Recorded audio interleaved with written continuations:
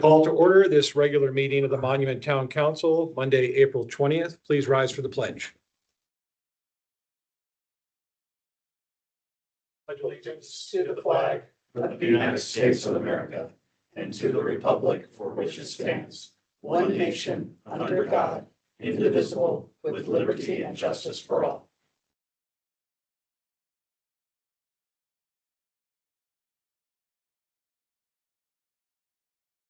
Ms. Erickson, will you take roll, please? Mayor LaKind, Here. Mayor Pro Tem King, Here. Councilmember Smith, Present. Councilmember Fiorito, Present. Councilmember Chronic, Here. Councilmember Kimball, Here. Councilmember Abbott. Here. Thank you. Do we have any disclosures of conflicts of interest? No, Mayor. Okay. And before us, we have an agenda and our consent agenda. Any modifications to the agenda? I'll make a motion to approve the consent agenda and the agenda as presented. Second.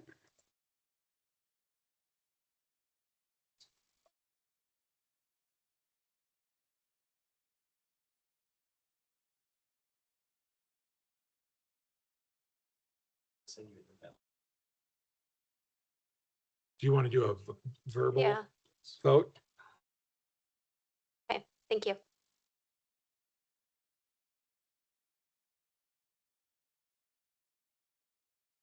Did that pass?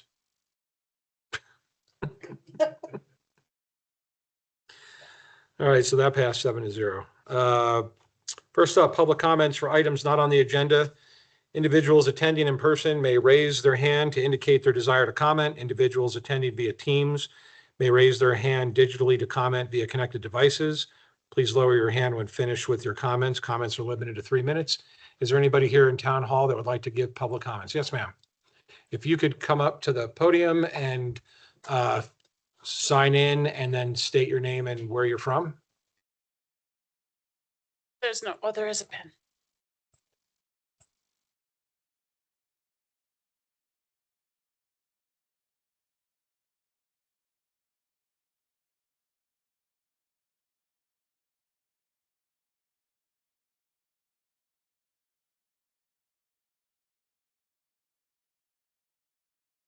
So hi, thank you guys for having us here tonight. I appreciate it. My name is Heather Jacobson, and I'm here speaking on behalf of the steering committee for Tri-Lakes for Democracy.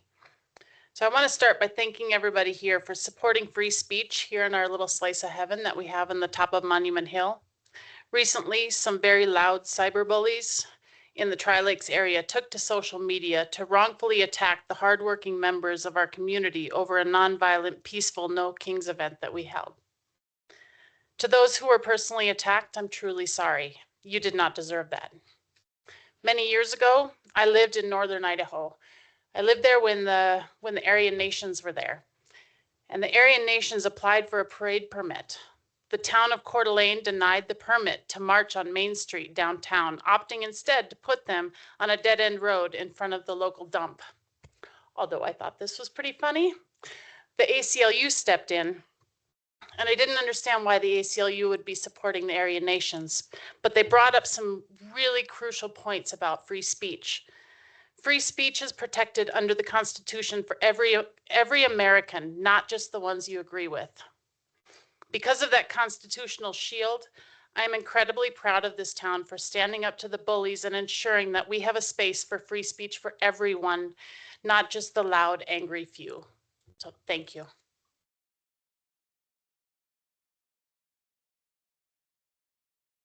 Anybody else in Town Hall that would like to speak during public comment? We're missing somebody. Out of town. Anybody online, Will? There are no hands raised, Mayor. All right, then we will close public comment. And we'll move on to our proclamations. We have 2 proclamations tonight. First one is Small Business Week. And representing from Pikes Peak Small Business Development Center. It's all snazzed up tonight. Yeah, got my Sunday finest. folks. Would you like me to go first? Yes. All right. Yes, you get to go first. All right, very good. Thank you, Mayor. Thank you, council members, and thank you for getting this on the docket for today. As you mentioned, my name is Brandon Eldridge. I'm the Executive Director of the Colorado Small Business Development Center serving Pikes Peak. And it's almost Small Business Week, my friends. So here we are again, and I just want to start by saying thank you to the town of Monument for supporting our entrepreneurial spirit and our community when it comes to small businesses and the growth of our entrepreneurs. I also want to acknowledge that Terry Hayes, president of the Tri-Lakes Chamber, is present this evening. And we thank you so much for your support and your team at the Tri-Lakes Chamber of Commerce. We have a really great partnership with Tri-Lakes Chamber. Every month, Terry and her team is helping us put on curriculum and education for small businesses for the community. And it's those partnerships that truly make a big difference for us. At the SBDC, it's very simple. We help entrepreneurs. Last year across the state, our offices served around 11,000 small businesses. We helped create and retain around 1,500 jobs and helped start hundreds of businesses across the state. But as you know, those numbers aren't the point. It's about the entrepreneurs themselves. It's about the hundreds of hours of curriculum and free support that they get through our office. And we continue to find collaborations and unique opportunities to celebrate that spirit.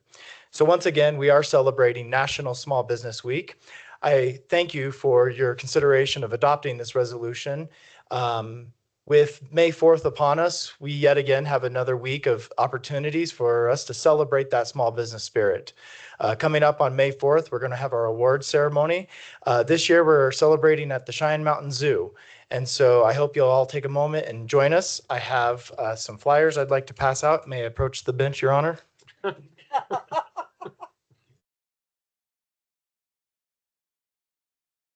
So you want to invite the animals to the zoo? Yeah, this is correct. This is actually our small business safari. It is a bit of a jungle out there, so we are here to support those businesses on that journey. So our waypoints is a big theme of this year and kind of helping our entrepreneurs find their true north. Once again, we are partnering with the Colorado Springs Chamber and EDC and the BBB of Southern Colorado. So I wanted to acknowledge our partners over there. And once again, US Bank for the 20th year in a row has come back as the presenting sponsor of this event. So in conclusion, I just want to say thank you for continuing to support our small businesses. There's so many folks in this community that are doing great work, so many folks who have come to the SBDC, and we continue to want to see that support and encouragement survive well beyond this year. So thank you. Thank you. Thank you. And my co-MC for the night will read in the proclamation. Thank you. All right, OMC, here we go. Proclamation to recognize May 3rd through the May 9th as Small Business Week in the town of Monument. Whereas National Small Business Week recognizes the important contributions of entrepreneurs and small business owners whose innovation, determination, and leadership drive economic opportunity across the United States. And whereas the town of Monument, home to more than 10,000 residents, is a vibrant and growing community in northern El Paso County that values entrepreneurship, local investment, and small business success. And whereas small businesses are the backbone of Monument's local economy, providing jobs, supporting families, and contributing to the vitality of the town's historic downtown district and surrounding commercial areas. And whereas Monument's locally owned retailers, restaurants, service providers, professional offices, and community organizations play an essential role in creating the welcoming character and economic strength of the community. And whereas organizations including the Pikes Peak Small Business Development Center, the Tri-Lakes Chamber of Commerce, the Better Business Bureau of Southern Colorado, and the Colorado Springs Chamber and Economic Development Corporation provide advising, resources, advocacy, and support that help entrepreneurs start, grow, and succeed. And whereas these organizations will host the 19th Annual Small Business Week celebration in the Pikes Peak region, offering workshops, networking opportunities, and recognition of outstanding small businesses while strengthening connections among entrepreneurs, community partners, and local governments. Now, therefore, the Monument Town Council hereby proclaims May 3rd through May 9th, 2026 as Small Business Week in the town of Monument and expresses its sincere appreciation to the entrepreneurs, small business owners, employees, lenders, advisors, and community partners whose dedication strengthens the local economy and enriches the quality of life in the Monument community. Proclaimed this 20th day of April 2026.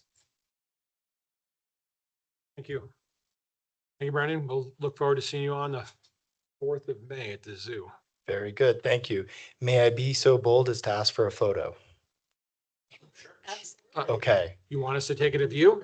No, well, I want to come up with you here, but maybe somebody in the crowd can take our photo here real quick. So you should be.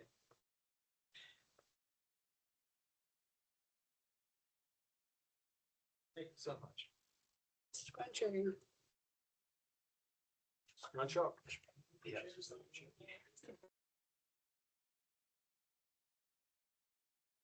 Sorry to disrupt your meeting. No, go to the center. Thank you. Yeah. There you go, the middle. Scrunch up. Yep.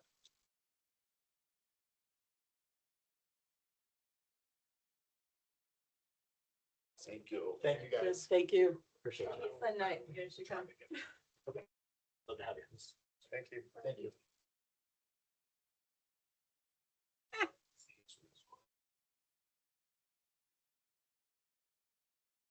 Right, our next proclamation is about Arbor Day. Andrew Archuleta, we're not taking pictures with you. We already know what you look like. We can take pictures. We'll take a picture on a backhoe or something. All right, perfect. Good evening, Council, Mr. Mayor. This Friday, April 24th is Arbor Day. So the town is going to celebrate Arbor Day on Friday. It is going to be host an event down on the trail near the lake. So pretty much just west of Mitchell. It's going to be a pretty nice event this year. We have a Vanderwolf pine tree. We have 4 that we're actually planting. The crew is going to prep them, get them kind of ready this week, and then we're going to put one in the ground on Friday. We are also going to have a few vendors educating people on tree safety, beetles and trees, as well as some giveaway stuff, some potential wildflower seeds that we're giving away. It's going to be nice. The weather looks really good, so we're going to celebrate it. It's going to our 32nd year of celebrating a Tree City, USA.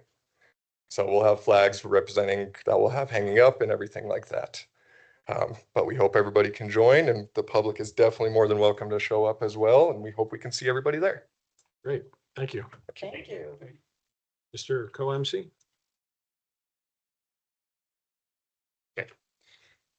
Proclamation to mark April 24, 2026 as Arbor Day.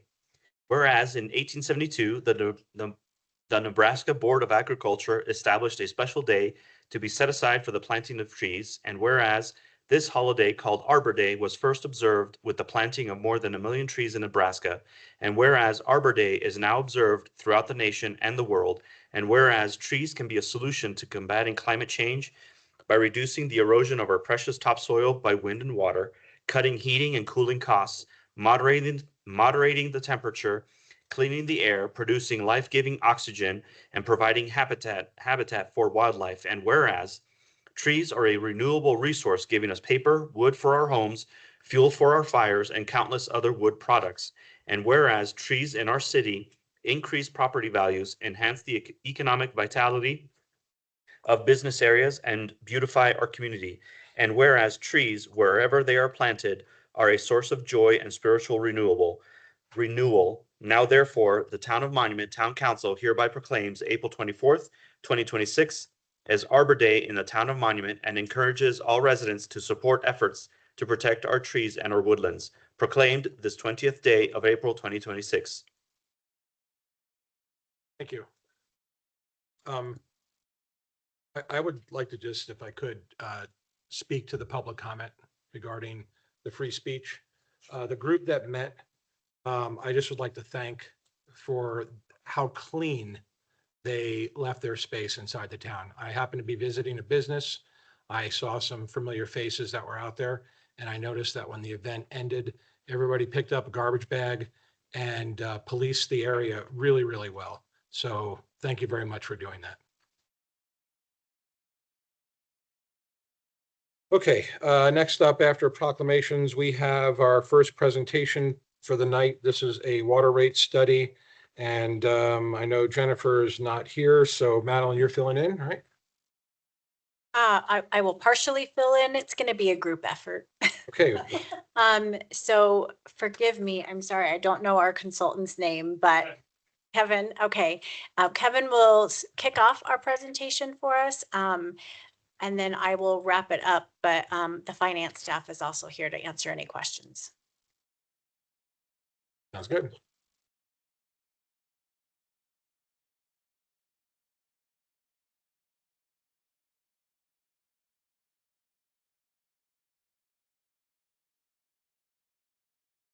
There we go. So as was said, I'm Kevin Burnett with Wildan Financial Services. I was the one that was working on the rate study for you all. So I'm going to give you a summary of the findings, walk through a little bit about the rate study process, talk about the financial plan, how Monument compares to your neighbors, and then address any questions hopefully that you might have.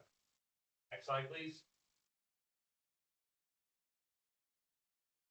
So the purpose of the rate study, it's really a check on the system, if you will, get an idea of what your revenues are, what your expenses are, what your needs are, the financial status, the viability of the utility, making sure that you have enough revenue to cover your operating expenses currently, your future.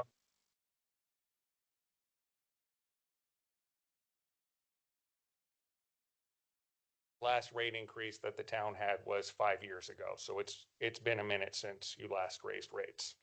Next slide, please.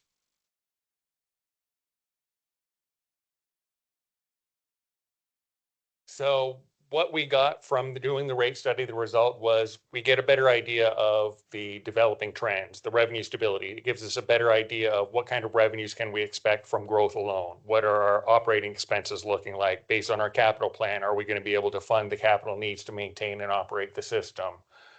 Give us an idea of future year activity. We have some reserve levels that the town has designated that it wants to meet some cash available in the fund balance. So in a perfect world, our revenues would come in before we had to pay our bills. That's not the world that we live in. We don't live in that perfect world. So there's a disconnect between where you get revenue from our customers and when we have to pay our bills. So we want to make sure that we have some walking around money, working capital, if you will, in the fund balance to be able to take care of some of those things. And then ultimately, we want to make sure that we're generating the revenues that we need to operate the system efficiently. Next slide, please.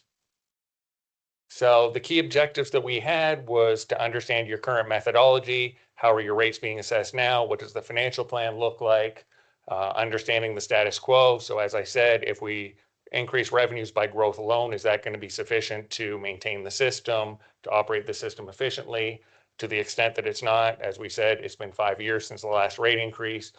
What rate adjustments are needed in order to effectively operate the system?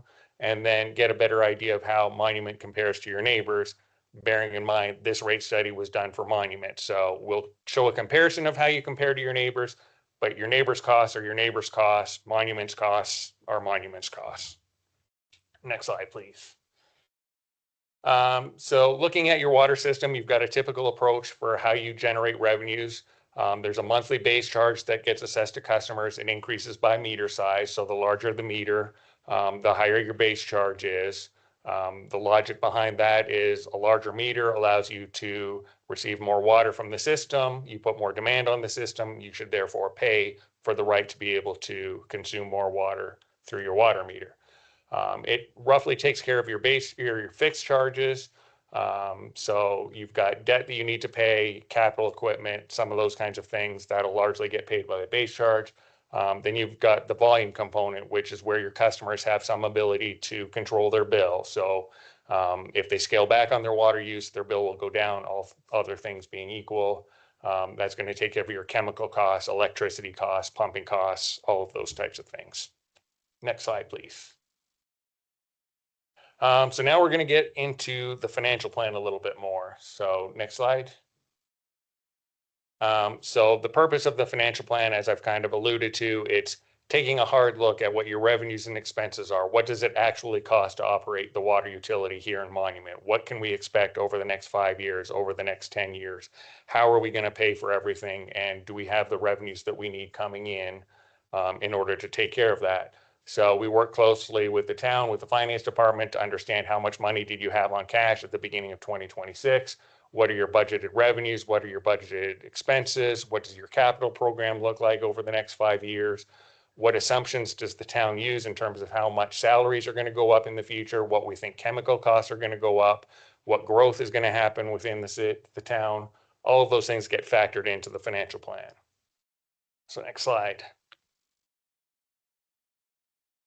And ultimately, what we decided is, as I've said a couple of times, based on the last rate increase being 5 years ago, growth alone is not going to be sufficient to generate the revenues that we need to keep pace with increased costs. Capital costs have gone up significantly over the last few years. Operating costs are going up. Much like everybody's household budget is feeling the pinch of inflation, the town's water utility is also feeling the pinch of inflation. So we've got increasing O&M costs. We've got some capital needs that the town has identified. That target reserve that I had mentioned a minute ago, making sure that we have that walking around or the working capital money in case there is an emergency, that we have money available to take care of that. So we did recommend some rate increases. Next slide, please. So this is where we're at today. This is the status quo. So you can see your beginning cash reserves there. So the revenues, they're projected to grow based on growth alone. We've got our O&M expenses and our CIP and debt. So you can see we're in the red in terms of net cash flow. We're spending more money every year than we're taking in at this point in time. And by the time we get to the end of 2029, all other things being equal, the water utility will be out of revenue. It'll be out of funds. You've got a negative fund balance, which means you would have to be borrowing from another fund, for the general fund, another utility somewhere else. And then you can see the target reserve number at the bottom there that we're trying to target. So the status quo, not an option for us at this point in time. Next slide, please. So we are recommending revenue increases to the rates to meet the O&M costs, the ongoing costs, inflationary costs, to fund the capital needs to maintain the system appropriately so that you're providing the service that your customers are looking for. So we've got 10% increases that we're proposing for the next 5 years. So 2026 through 2030, we've got 10% rate increases in each year. Next slide, please. So this is that same cash flow again, but this is with the 10% rate increases every year factored in. You can still use that the net cash flow is still in the red. So there's still more money being spent than being taken in to maintain and operate the system. But it's at a lesser rate. So the decrease in fund balance that you're seeing every year with these rate increases is less than under the status quo option. The fund balance does stay positive in this plan. You will notice in 2030, the end of year cash reserves is projected to be 819,000. The town policy would have it at 964,000. So you are short of that goal of target reserves for the end of the year, but it is positive. The fund balance is positive, and you're on the right track in terms of reducing what the deficit is every year. So next slide, please. So we're going to get into how you then compare to your neighbors. It's a question that we always get asked. It's very, very difficult for us to give you an exact apples to apples comparison. As I said before, the rate study that we did was for Monument based on Monument's costs, Monument's demand projections, not Tri-Views, not your other neighbors. So we try to do the best we can, but just caveating it that the comparison is going to factor in the persons per household, the amount of water that's used, lot size, the age of the system, whether you've got elevation changes that your neighbor doesn't or vice versa. All of that goes into what the rates are charged for each of your neighboring communities. But with all that preamble, next slide, please.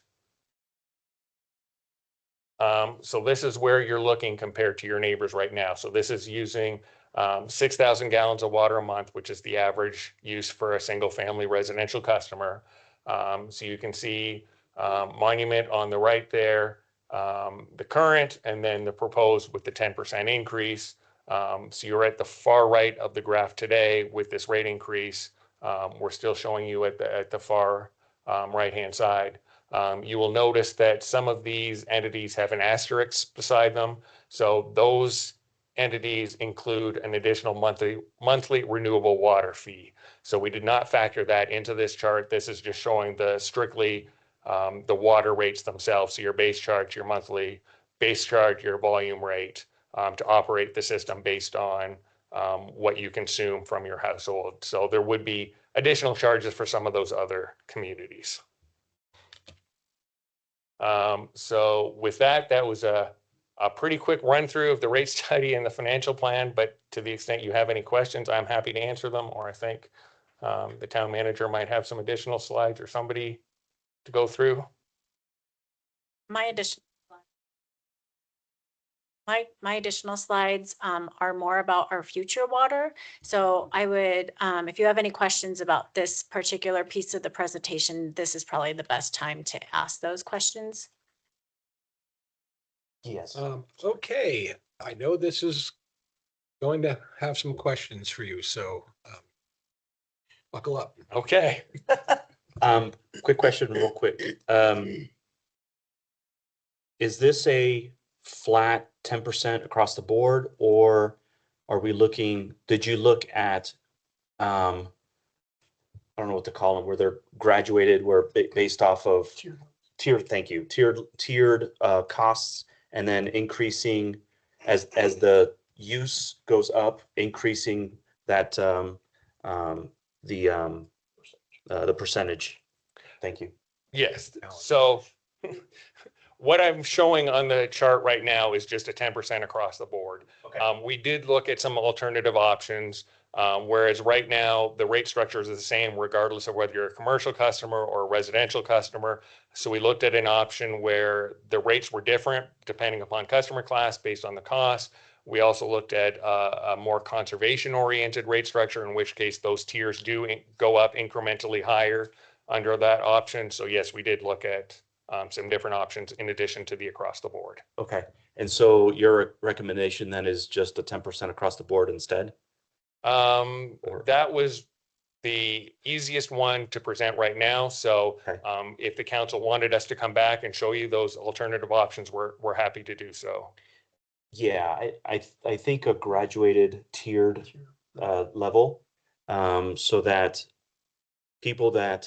residents that don't use as much water, yes, they're helping the O&M and maintaining the system, but those that want to maintain, I don't know, a putting green, then can obviously fund a higher percentage. And I know that several of our neighboring districts use that system. And I will tell you from firsthand experience, while I was serving on a different board, we were concerned that people that used, and I kid you not, 60,000 gallons a month, again, putting green, right? Okay. We thought that they would reduce. They didn't. They just kept paying the same amount. So that's not true always across the board, but the concern that we had on the previous board that they would drastically reduce their use didn't pan out. That doesn't mean that it's going to be the same, but that's something to consider. I mean, I like that idea because that encourages people to conserve water and help the area as we go into more and more conservation. I don't have a lot, but I would like to suggest that the entities that you chose to do the comparison are not apples to apples at all. Okay. Some of these, and well, at least one is got a renewable water loop in place. We don't. So different infrastructure. You've got entities that have reusable water solutions. We don't. So I would think that from an infrastructure standpoint and how we've got wells pulling water out of the ground should be the only entities we're looking at. If they're reusing their water that that's possibility an indicator that their rates are going to be different. Mhm. And certainly if they're getting water from surface water, that is completely different from us. So that would be my one thing is comparing apples to apples. I would like to know like what the other entities that are on this list that are annotated that are paying a renewable water fee, how much that is per month. $40 from Woodmore.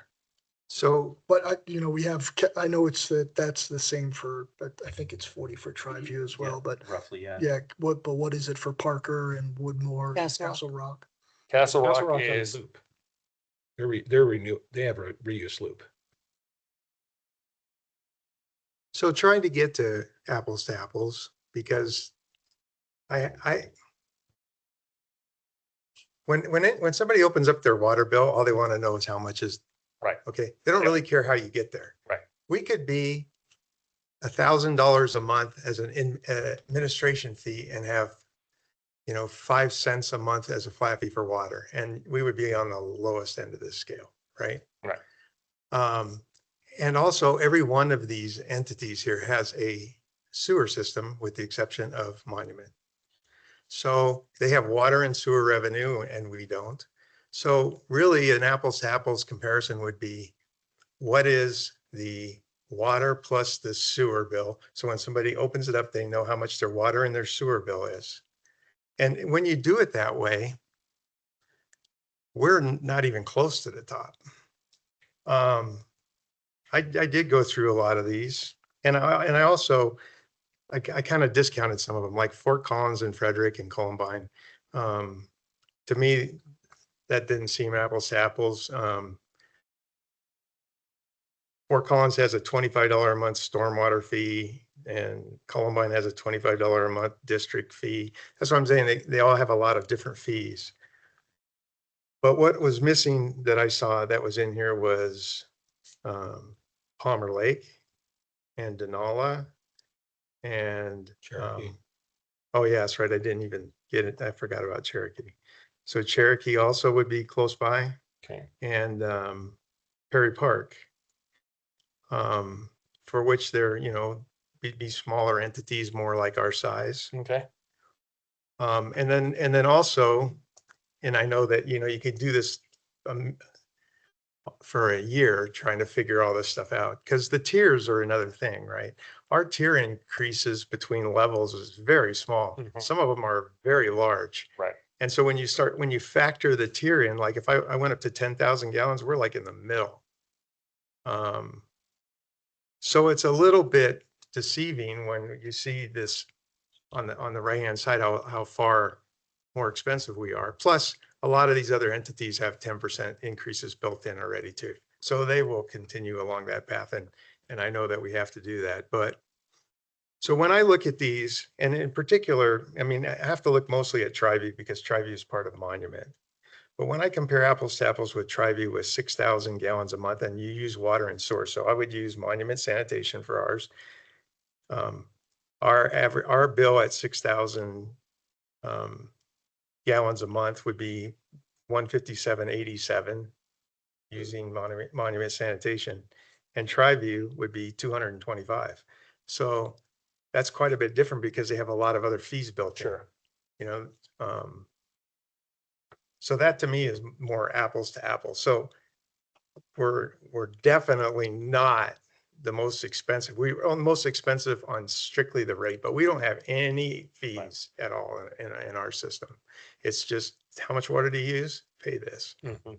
And when you get into like, Palmer Lake or Perry Park, I mean, they get super expensive. Just because they're small, they're also small entities as well, and they've got, less population to make their systems work. So I just don't feel like this is really that close of an apples to apples when it comes to comparisons. Because I know when people see this graph, they're going to look at how come Monument's so badly managed, and it's not that at all.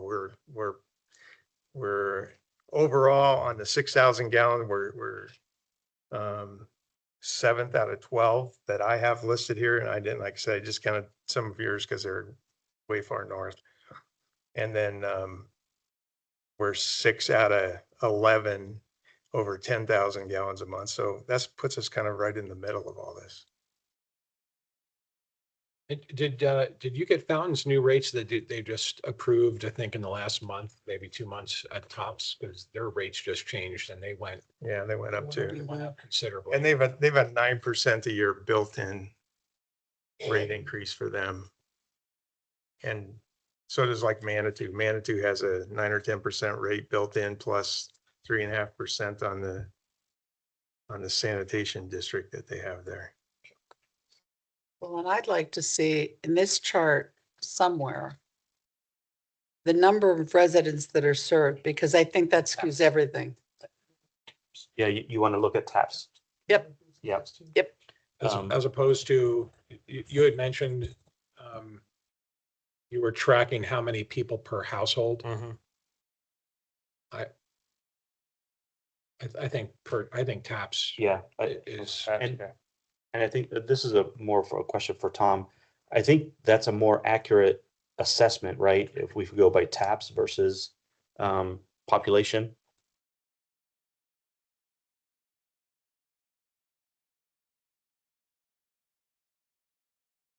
Well, when you go by taps, it's, you're just looking at, the raw data per tap and the size of the family. There's another term that we're not talking about here, gallons per capita per day. In the town, I can't remember the last time we checked that. It's been a few years. But we were slightly less than the average person or the average system around us. Yeah, I believe it was like 100 and some is what the number was, but I can get you a more accurate number that might help you when it comes to deciding. right. So in both charts that you gave, cash flow status quo, cash flow proposed. What's not being addressed is how do we stop spending more? You can raise the rates all you want. Right. I'm not in the business to continue looking at ways to spend more money. And unless there's something, I get costs for materials are going to go up, the ability to treat. I get there's going to be labor cost adjustments, but there needs to be some limits to account. I mean, we just can't keep going back to the ratepayers every year with a 10% across the board because we don't know how to rein in our spending. And I know that's going to be on staff to decide how that's going to be worked out, but Isn't that also, you have to account for, also account for upgrading infrastructure? That's old. well, And some of these And entities have, building revenue for that emergency when you do have some of these have infrastructure fees built in place. But, and that was going to be one of my questions for the staff is how old is our infrastructure, which then, to the mayor's point, drives that O&M higher. And I'm not talking about new construction. I'm talking monument OG. What's the age of the infrastructure there? Because to me, that's where the bulk of the cost is going to come in. We don't need an answer today, but if we can pull that data point as well, because to your point, and the mayor's point, this infrastructure is going to get more and more expensive to maintain and then to replace, and eventually upgrade. Well, we have a list that, and I think Tom needs to send it out to the rest of the council. I had asked some questions and it has a list of all the infrastructure that the COP bonds took care of. I think what would be helpful is if you were able to swag the age of the equipment that was not replaced as part of the COP bonds. Because that was the goal, was to upgrade our aging infrastructure and deal with projects of that nature. And I've not looked at your list yet, but I think it'd be fair to send it out to the rest of the council so they can see it, along with what what other infrastructure projects and what the expected costs would be to replace those. Because if we're going to be adjusting rates, maybe we need to look at some of those fees that specifically target infrastructure longevity of it and upgrading it. I'll go back to what I started with. I really think we need to look at tiers and increase. And the more water you use, the bigger the increase. Because again, if you're only using 6,000 gallons, again, yes, there's going to be an increase, but yeah, we really need to look at what a tiered structure looks like. For example, I think it was Woodmore has three blocks. Triview has 4. And some of these tiers, they start doubling. Yes. Yeah. And We that's go up 1/10 of a Yeah. cent between tiers. exactly. And so that's to the point that Ken brought up. There's our tiers. right Yeah. there, the So bottom. good. To Ken's point, for those individuals that are using a lot of water and see their rates significantly increase, they'll reduce that water usage there, hopefully. But it also reduces demand on the infrastructure. But those people who are determined to have a golf course, cool, congrats, here's the bill. And I think, so I think that a tiered structure and increasing the amounts relative to the higher tier, it should be important to look at in terms of how much money we bring in. Definitely, Yeah, definitely. some agree of with some that, of these Marco. tiers are pretty substantial. Yeah. Just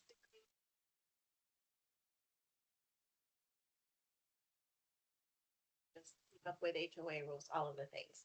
Because as wonderful it is, as it is to say, I'm gonna get rid of my grass and, do landscaping, rock landscaping, it's not on sale for free. A lot of people can't afford that, so it puts people in a bind. But I would definitely be interested in a tiered approach to see what that entails, for sure. I'd like to see how, because even with 5 years of consecutive rate increases, we're still not hitting the target reserve. Yeah, I know. So we need to find a way to get to the target reserve. And back to the other point you made, Mayor, capital spending is, that's driving the entire problem here, right? Is capital spending. And there's a real lack of detail in the report about capital spending. So I think we need to focus more on that for sure as well. On page 9, in the, what was that called? That was the, not the comparison, that was the status quo. There's a revenue drop from 4.55 million to 4.44 million. Is there a reason for that, for the revenue drop? It is, so that revenue encompasses all revenue. So you've got interest earnings as well as rate revenue and other things. So as the fund balance goes down, your interest earnings go down, and therefore the overall revenue also decreases. Makes sense. Yep. Thank you for clarifying that. Okay, other questions or comments? Yeah, so probably direction to staff to work with the consultant some more and provide some addition. Yeah, Tom. I get a couple of comments about that. One, I know when I did this rate increase, the first one back in 2016, we developed the inclining block structure. That's what it's called, where you get the different tiers. And it's always education on how far apart do you space things. I think ours are up to 3,000. 3 to 6 is a second set, and then 6 to 12, 12 to 24, and then anything beyond 24.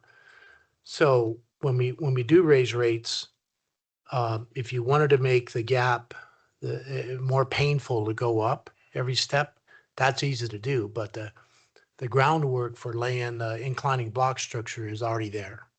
It's just a matter of changing what you're going to charge for each block, or change when the block changes. In other words, maybe you go from a set of 6 to 12, you go 6 to 9, and then have another block with another increase above that to encourage conservation. The other thing I wanted to mention was, we developed a capital projects plan. We gave to finance, I don't know, maybe a month and a half ago. Goes all the way out to 2031. And it has details in there about all the projects that we're trying to line up and how they're going to be funded through enterprise fund or through 2A. And one of the things that goes forward is if you look at going forward on that, is you get further out, the less projects are assigned to the 2A fund and more go to enterprise, because enterprise fund is where we fund all the maintenance and upkeep. And a few years from now, we're going to be tasked with replacing larger sections of water mains. And our infrastructure in the downtown area and out a few blocks is typically in the almost 50-year age for that infrastructure. So that's how we're trying to time and build a maintenance program spread out all the way to at least 2031. So I don't know if that'll be part of the budgets as they come forward, how we're going to space that out. Yeah, but they'll be part of your budget, but we won't see the individual projects. I think we need to see what those projects look like separately. So Okay. if we can, Do the if we need to capital do a plan. work session before a study session, whatever we're calling them, before, and show us the timeline, Sure. that'd be cool. Okay, Madeline, did you want to go through the future supply scenarios, or these are things that we already know? Yeah, they're largely just scenarios so that you could see what each scenario would do to a residential monthly bill, residential and commercial. So our ratepayers bills. So they're pretty much just scenarios that might look familiar to some of the items that we've talked about. But we just wanted you to be able to see what the future water supply projects might add for costs. Okay. Any questions or comments from council on that? Okay. Then, thank you for that presentation. We'll move on to the introduction of the draft 2026 Stormwater Master Plan.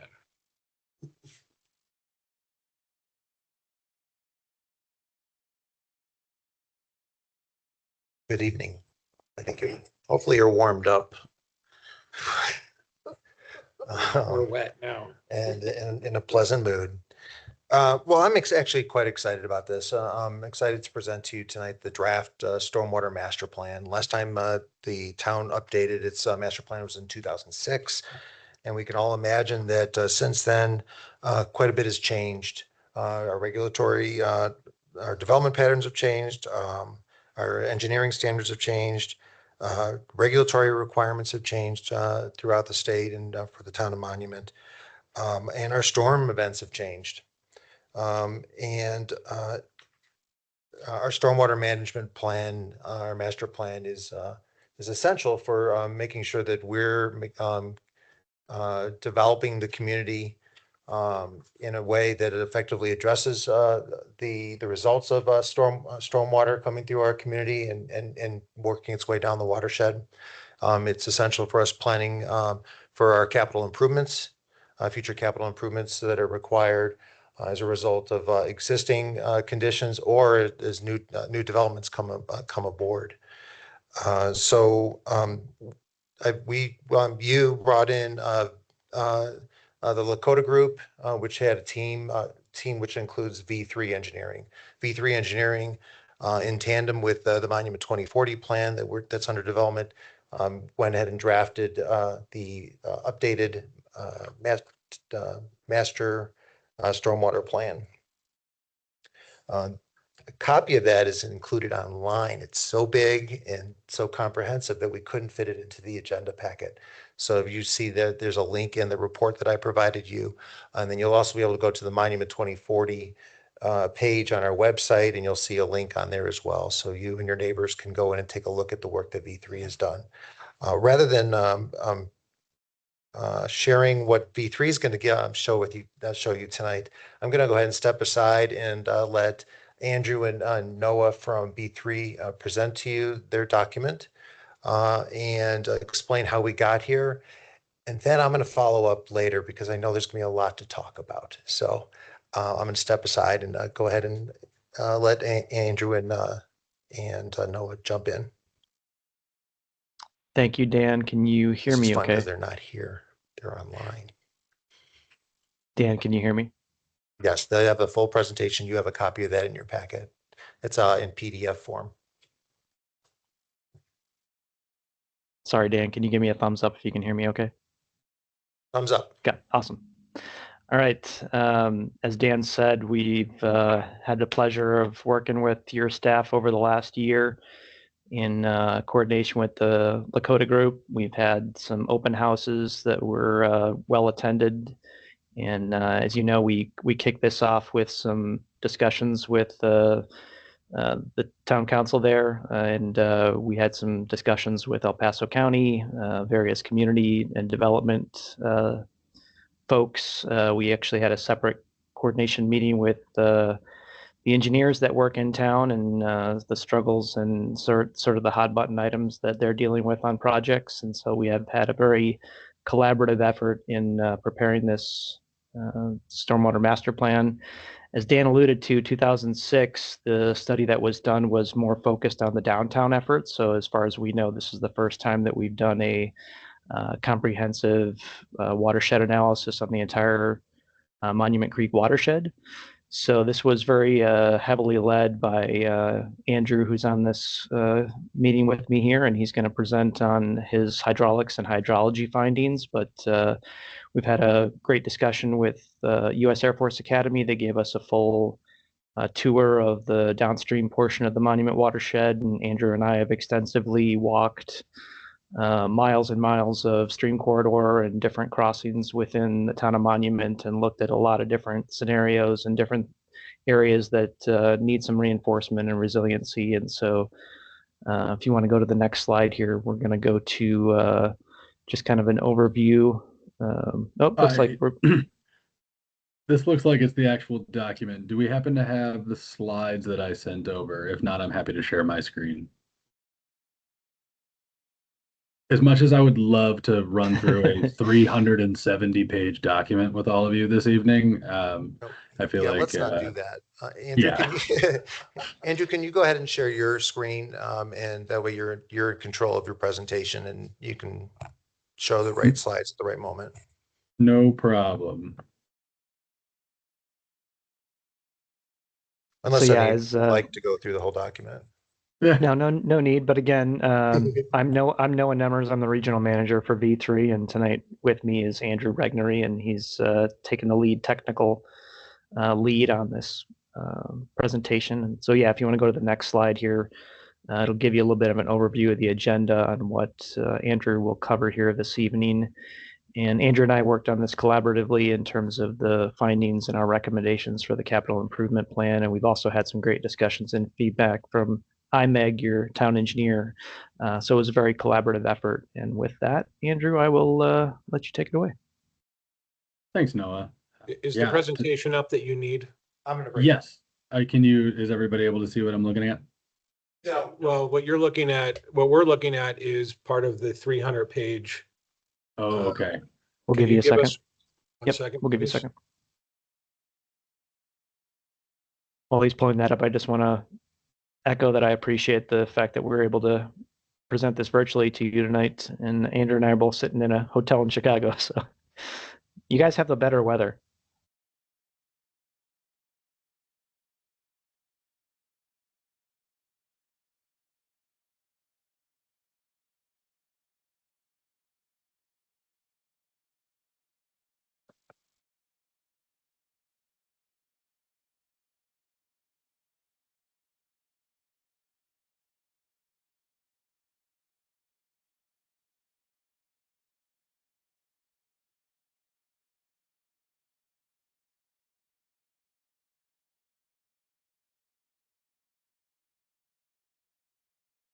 All right, you guys seeing what we're seeing in terms of the presentation?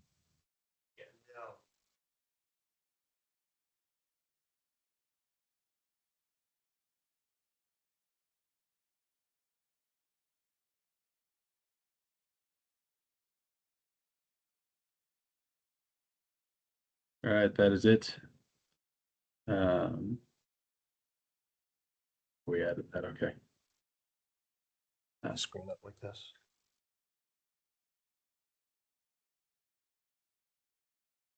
I've got it up on my screen. I'm sharing it now, but Okay, it's thank you, Dan. hasn't Yeah. replaced the main screen yet. Okay.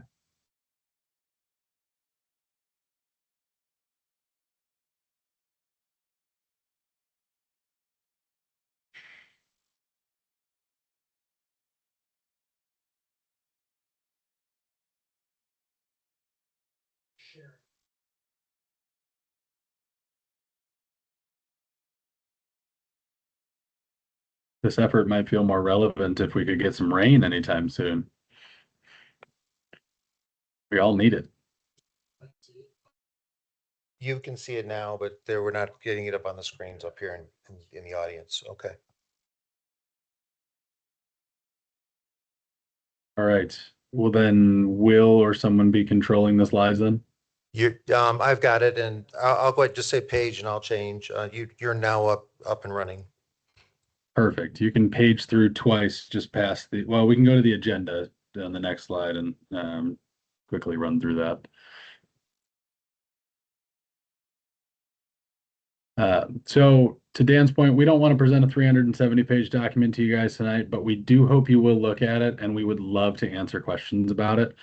The goal of tonight's meeting is to really just go over what we did, our methodology on the whole thing, what we looked at, and then a few conclusions that we came to as kind of some immediate needs, near-term needs, and long-term considerations as you guys consider your planning efforts to manage stormwater, which is an exceptionally important and critical element of any storms or any area's long-term master planning. As many of you know, there's a number of tributaries and creeks within Monument Creek, which affects the town of Monument. And so what we studied is a place we refer to as the Upper Monument Creek watershed. And that essentially is delineated, or part of the Upper Monument Creek watershed, what we will refer to it as that. But it basically everywhere upstream of the Air Force Academy is what we looked at. And with that, we had a goal of understanding how each of the tributaries within Monument Creek and affected the town of Monument and its surrounding growth areas specifically. We went back to the first slide.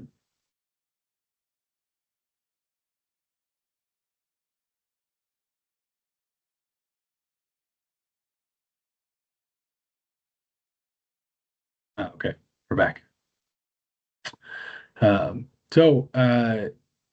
brief, kind of scene setting is that there are 7 key creeks and tributaries that flow into Monument Creek that pass through the town of Monument, and those are shown up on the screen. Crystal Creek, and these are listed approximately from north to south. You have Crystal Creek, Dirty Woman Creek, Teach Out Creek, Jackson Creek, Smith Creek, Beaver Creek, and Black Forest Creek. And I would say that the majority of our study focused on the top 5, as Beaver Creek and Black Forest Creek had less development on them and also less critical infrastructure that we looked at in terms of replacement, and also fall largely outside the city of Monument and its proposed annexation areas. And so we didn't focus a detailed hydrologic study on that area. You go to the next page, Dan. Just so you guys can see this, this is the map of the entire watershed, which is almost 75 square miles. And with Monument Creek itself and Beaver Creek's watershed originating quite a ways up into the foothills and into the Front Range, coming all the way down and following I-25's corridor and down through the Air Force Academy. And while there are smaller tributaries and some smaller creeks within this, these are kind of the main hydrologically significant creeks for the purpose of this study. Next slide.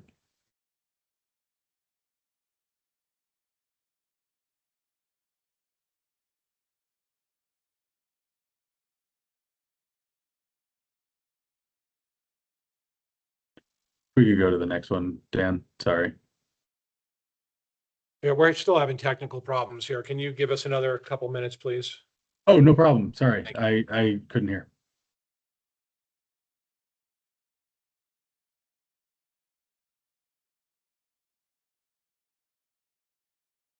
The presentation's not in the packet. Yeah. It's page 5.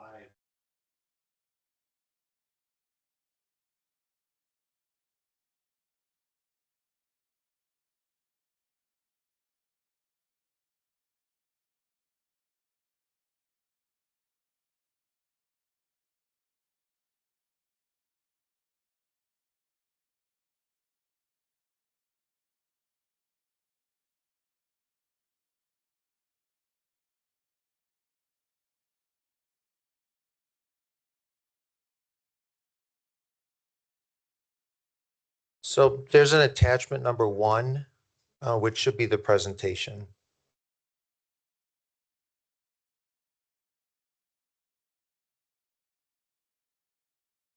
Oh, we don't want to look at that. There we go.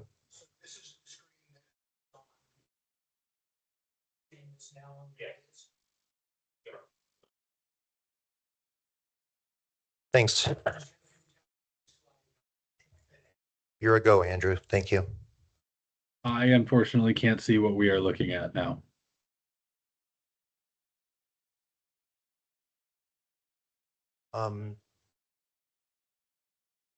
Maybe we should take a break and get this working. Sure. Take a break.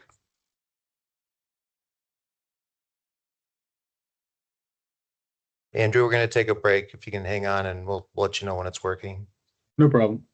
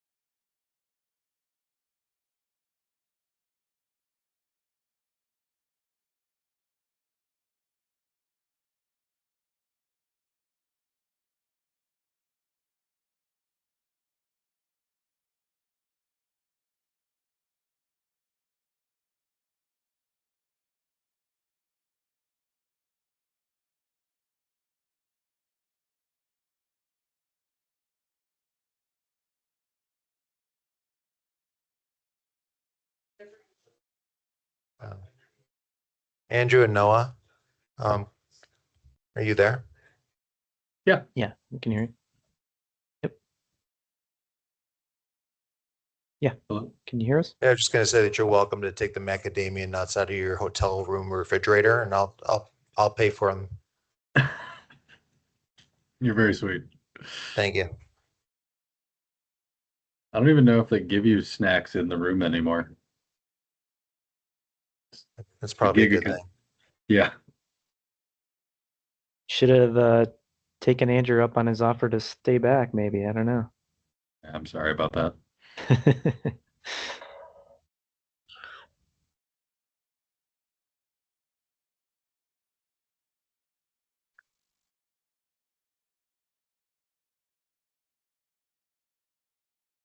So Dan, when we share on our end, you guys can't see it.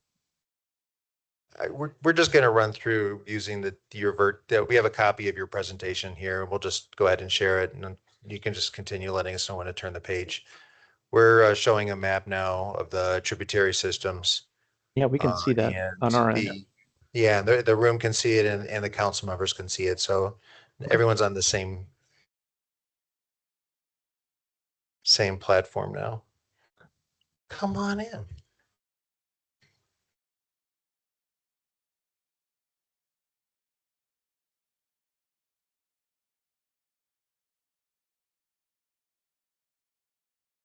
No typos.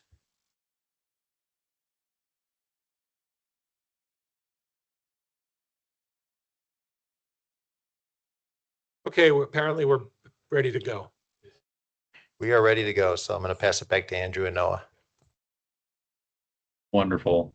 Thank you. And glad we're able to continue.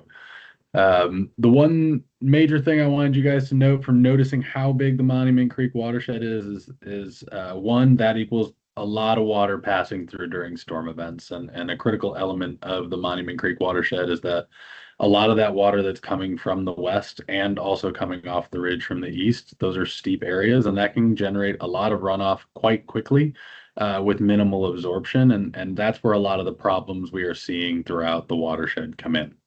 If you could go to the next slide.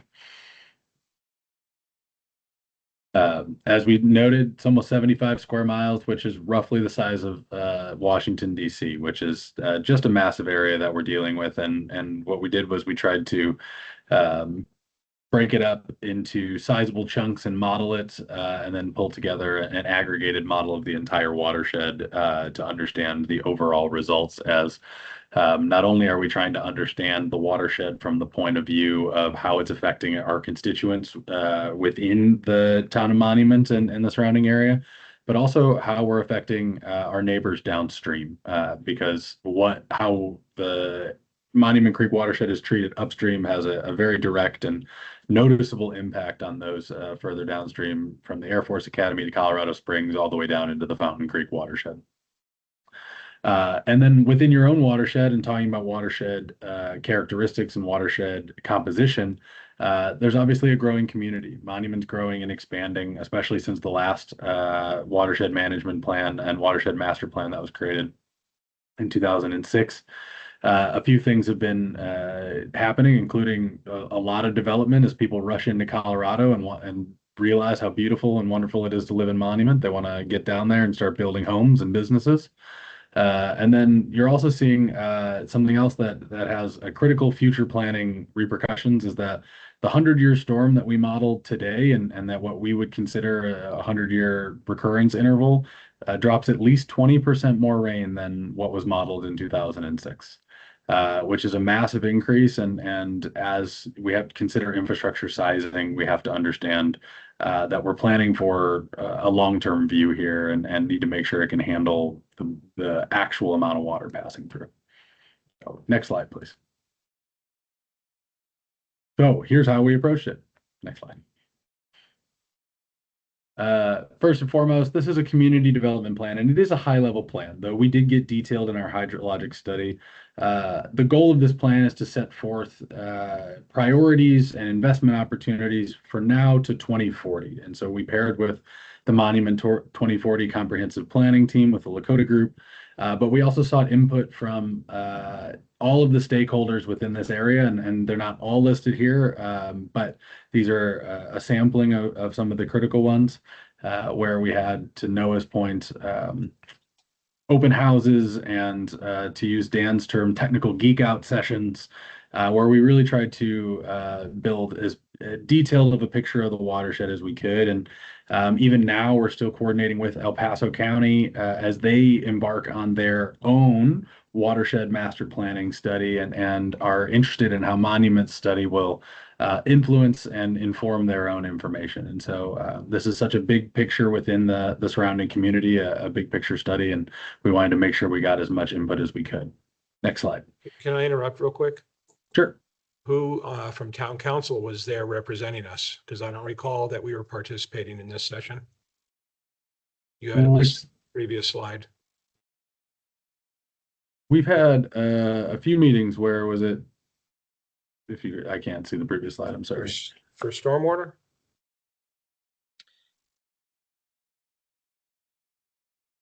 The previous slide, please.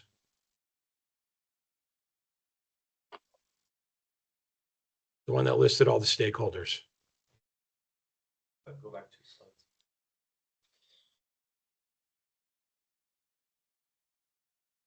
And as Andrew's pulling that up, I know that we've had discussions as part of the comprehensive master plan we're doing with Lakota. Those discussions have been combined both with the comprehensive master plan and stormwater questions. Andrew and I have been at those sessions. And I believe at the technical geek out session, as we called it back in October, and we a previous presentation, I believe I have attended a session and had conversations with you about it, Mayor LeKind, while in the same vein, but I can't remember exactly which session that was. I know we had a couple in the fall. I think this blends into the comprehensive plan conversation that we've been having since the beginning of last year. So you have been a stakeholder. You may not have been directly asked questions about stormwater in depth as many of these others were in some of these other sessions, but we can certainly take you off of that if you don't want to be on that list, but this is your document. And if you have any questions about the document now, we do have time to take that input and make sure that it's incorporated. But yeah, we have been reaching out to you. You've been part of it. We have a steering committee as part of the comprehensive plan. We've got members of that group on there. So it's all comprehensive. There's a lot going on here, but we did not have a specific meeting where we had council members talking about the stormwater. That's what I was getting. Sorry. Yeah. One of the pillars of the comprehensive master plan includes both capital improvements from a water and sewer perspective, but is stormwater as well. So a lot of the open houses, that was multi-use in terms of having discussions about all infrastructure related issues, including stormwater. Okay, thank you.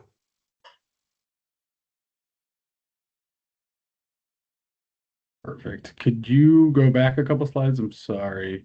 We jumped ahead a little further than.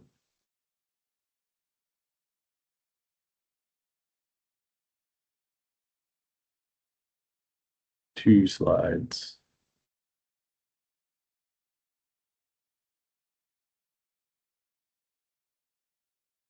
All right. Again, we laid out all of this within the document and our approach from both a planning and a technical and hydrologic study standpoint. But in the most basic of terms is that we took high precision aerial data as well as LiDAR data and topographic data to try and understand and map the major watersheds and the major tributaries within the watershed, especially those that pass through the town of Monument. We also used previous studies done by the Air Force Academy, the 2006 Master Plan, the Fountain Creek Watershed Planning Study, the Matrix Monument Creek, previous Monument Creek as a whole watershed planning study. All of these as context for our study. Within that, using both those documents as reference and then also our own field investigations, we identified as many culverts and conveyance assets as we could. Anything that could be affected by stormwater, we tried to identify and understand the impacts of it. As part of what is listed and the town of Monument follows from a stormwater criteria standpoint, the El Paso County Drainage Manual. And so in line with the El Paso County Drainage Manual, we did model what happens during a 10-year and 100-year storm, which usually helps dictate and is fairly standard statewide from understanding kind of your typical storm capacity and your catastrophic storm capacity. We, as I mentioned, conducted field visits from NOAA's, mentioned that we walked miles and miles of these streams. We looked at the erosion concerns and we looked at flooding and washouts and bridges and all the areas in which, the town of Monument might want to make an investment. And we tried to identify those within the plan. And even to go a step further and something that was beyond the scope of what is typically asked for in the El Paso County Drainage Manual is we tried to compare the flows by modeling them with FEMA flows, which is there's a technical differentiation there between hydrographs. All that to say is the FEMA flows are much more conservative. They dump even more water down in a shorter amount of time, and that's not typically used in this geographic region anymore. It was when the 2006 study was done. And so in order to make sure that our study was calibrated correctly, we used FEMA flows to understand how that would affect the watershed as well. And just to go one step further to make sure everything was calibrated and understood correctly. Next slide, please. There's a few key findings. There was lots of them. As I mentioned, it was a big study and we tried to be fairly methodical about it. But there were 18 main structures that we found to be undersized, either in the 10-year or 100-year storm, 10 of which overtop in the 10-year storm, causing either transportation disruptions or potential property disruptions, whether that's flooding of a concern to private property or public property within the several different watersheds.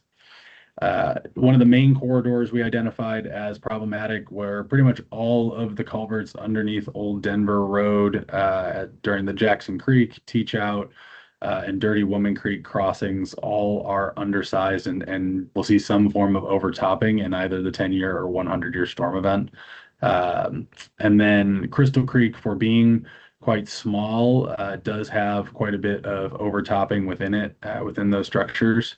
And then lastly, Teach Out Creek, because of the amount of development that is happening in Teach Out Creek and that you can see just from aerial progressions in the last 10 years and then walking the site, seeing all those new developments that are going to go in, you can just see we are projecting a large increase in flows coming out of those areas. While there will be detention requirements for that, it's important to understand how the increase and simultaneous release rates will affect downstream areas within those. Next slide, please. So that was about as technical as I want to get from the hydrologic study standpoint. Again, we are happy to go in depth as you would like to talk about that. But we did come up with some priorities and recommendations. A few things is that, when you walk all of the stormwater infrastructure within the town of Monument, some of the improvements become fairly obvious. One of which is walking the Jackson Creek corridor, which is a critical corridor that has some damming within it and some flood attenuation. And you can see some massive erosion concerns within that area, both upstream of Jackson Creek Parkway and downstream as it approaches the confluence with Monument Creek, where you see sediment and erosion, as well as high velocities of water and deposits. Things that need to be addressed in order to kind of prevent one, to improve the riverine habitat and understand that, but also prevent erosion, which is critical to predictably managing storms within the watershed. Next slide, please. So here is an overview of where we found overtopping results. As you can see, they exist within pretty much every watershed that we looked at or the 5 main watersheds that we looked at. But really in the where you might expect, the more developed the area is, the more likely it was to have an overtopping structure. And I think that comes from a increase in impervious area, as well as increases in aging infrastructure, rather, storm structures that were designed for smaller storms years ago. Next slide, please. And so here we want to jump to the priorities, costs, and timing. So we laid these out within the master plan, and these are just a suggestion. And this is where the interactive part comes in, and why this version of the stormwater master plan was just a draft, is that we laid out some recommendations, but we would love the council and the public. This is the time to review it, question it, tell us where those priorities fall for you all, so that we can make sure that in the final chapter of the stormwater master plan, the actual recommended actions align with what the council wants to see and prioritize as we go forward. Some of the immediate actions that we talk about, you'll see that list here. Pretty much all of them center around things that can be done through mechanisms of government to establish a detailed and effective stormwater management ordinance, some of which, the critical elements of which we have laid out technically as suggestions within the master plan, and will continue to work on and helping develop that language with you. But all of it is around annual inspection programs, regular maintenance programs. And I know that the Town of Monuments Public Works Department works hard on these things, but there are a lot of things that they could be taking care of that aren't within the annual budget. For example, some of the sediment removal is a much bigger job than just 2 men, trying to go out there and dig it out, or some of the vegetation management programs require more planning. And also all of this requires a real mechanism for enforcement.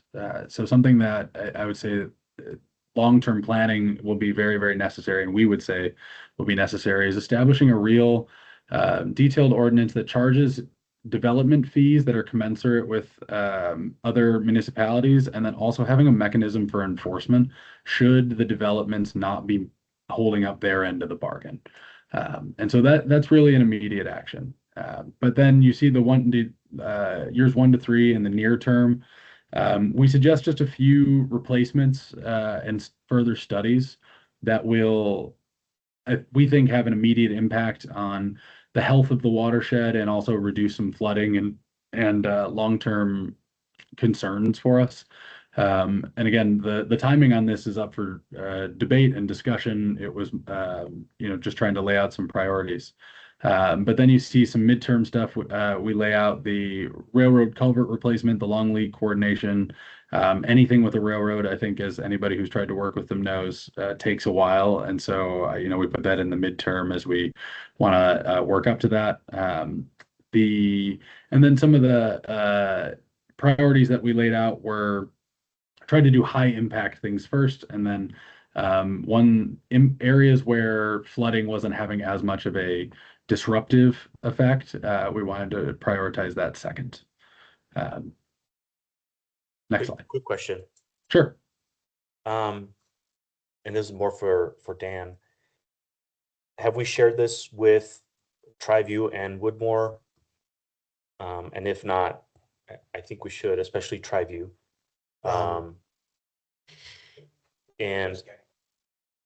Okay. All right. So but they're stakeholders. So. Yes. Yeah. But also the Jackson Creek Pond Dam, if I understand correctly, I think that's in the Triview area. It is. Okay. Yeah. So then that's something that then, because Knollwood is us, but it's in the Woodmore service area. So I see them as stakeholders, whereas Triview is more owners of that area. And so I know we're just seeing it, but I think definitely Triview needs to see this so that they can be part of the solution, and we can see and we can show them in the near term we need this resolved, right? And then what's that? We'll send them a bill. Yeah. Well, and a few years ago, so what I saw in this report and what I witnessed in real life is that a lot of these ponds were, under engineered, for lack of a better term. and a lot of them overflowed. And so which creates more problems going downstream. And so it, somehow we need to get and that sounds like that's what you're saying, is somehow we need to get these engineering upgraded, especially when it comes to the fact that the 100-year storms have changed quite a bit. But we all know that Jackson Creek's an issue. USAFA has identified it, and the railroad they've identified as well. And I think USAFA has been in contact with the railroad. Isn't that what Amy was telling us when we were on the last tour? And so that's been going on for years, right? It's been going on for years. Councilor Fiorito, yes. It's going to go to try. You're the first in the audience here to get it tomorrow. It's already been published on our website and ready to go out tomorrow with an email to all of our stakeholders, so they all have an opportunity to look at it. Even after this is adopted, there's going to be many conversations with Triview and the like to discuss who's responsible, what timing of timing, what type of impact fees might be imposed, or stormwater fees altogether. This is daunting. I know that. And so we're going to have a lot more conversations after this. But it was critical that we had a technical look at our stormwater system. So that way, when it came time to justify a grant application or a fee or a requirement for a future developer, that we weren't guessing. And as Mayor Pro Tem King was pointing out, that we are, what we found is things that could have been done differently if we knew that storms were going to increase the way they were and the development as a whole was going to impact our watershed the way it was. Did I say that in a safe way, Andy and or Andrew and Noah? No, don't answer that.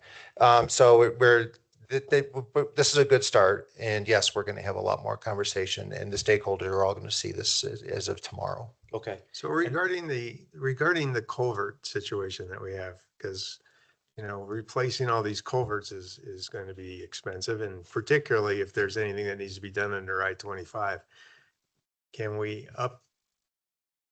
upgrade the detention on the east side of I-25 to slow that down until we can get to a point where we can do something with culverts? Why don't we let them finish their presentation, and then we can go a little bit and we can talk about next steps and where to go from here.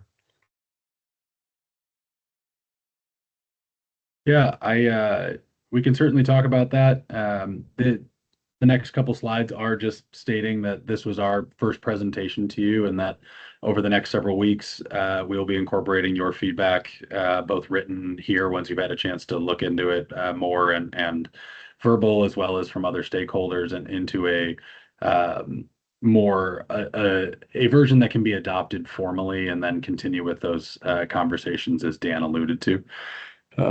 So to answer your question directly, there's a lot to be coordinated when it comes to CDOT. This specific one is up in the Dirty Woman Creek watershed, and it's because there is one that is under the access road that is currently undersized, backing up water, and it's actually causing an interbasin connection where water from Dirty Woman Creek is or Crystal Creek rather, is backing up into Dirty Woman Creek.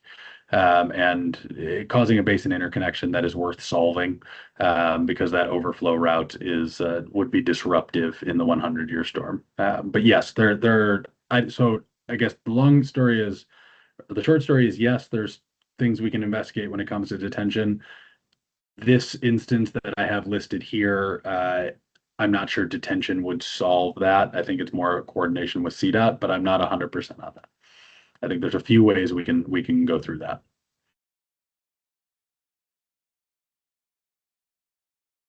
Okay, so that's the end. That's basically the end of the presentation. Yes, the next couple slides will be, us, Well, he just said a that wrap up and a thank you. So that's great. Thank you very much. Okay.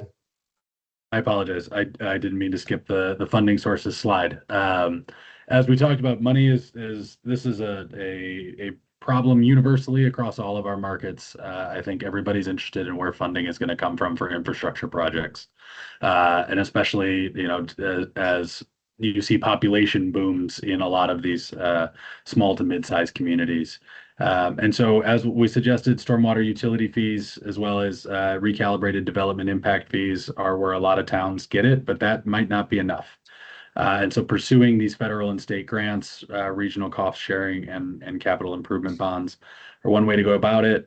We are capable of helping with finding state and federal grants. We've done it for a number of our clients and as project specific opportunities come up, we'd love to help you guys with that.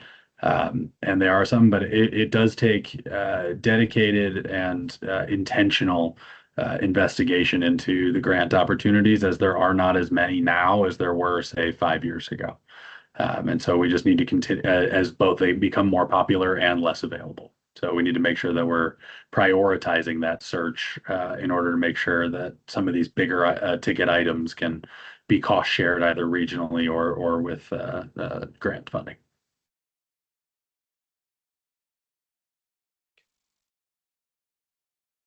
Thank you, And Andrew. then, yeah, Go ahead. I was just, next steps we covered, and thank you very much. We really appreciate the opportunity to talk with you all about this and welcome any questions. So next steps, the good news is this isn't coming back until the 18th. So try that again. Yes, May 18th, just making sure. It'll come back to council on May 18th for approval by resolution. This And that's allows, just to approve what you've presented, not take any action. it would be to approve, this is it would be part of our comprehensive plan. It would be a planning tool that we will be relying on for the next 20 years for CIP, development review, and so on. So it's very important that we adopt this document as the official document of the town of Monument for stormwater management in the future. So it's going to be published tomorrow. It's going to be open for any commentary, if any questions. Andrew and Noah are going to make themselves available to answer those. They are already, as you saw, I believe in their letter that was in the packet, that they received quite a few comments or questions from our town engineer. Most of them are just to make sure that there's additional content. It really doesn't change the recommendation, but they're taking those comments and incorporating them into the final document. And we'll do the same as we receive comments from TriView, U.S. Air Force Academy, and others. And I would suspect that you'll have questions. Can you go back to slide 14, please?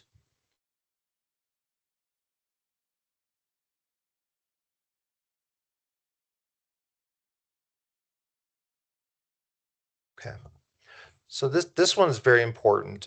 This is going to tie back to our ongoing work right now in preparing the Monument 2040 Comprehensive Plan update. Many of the decisions and goals for land use will have a heavy bearing on what we can accomplish and what we can't accomplish. Whose responsibility is to do those improvements to address the issues that are listed here in the priority list. These costs are not all going to be borne by the residents of the town of Monument. Quite a few will, but not all. We'll have to use this document and the Monument 2040 document to apply for grants, seek partnerships to build regional ponds and regional facilities. But the key element to all of this is super important. There's an extreme liability as stormwater is coming through the town of Monument and causing damage heading down the watershed. It's extreme liability for the town.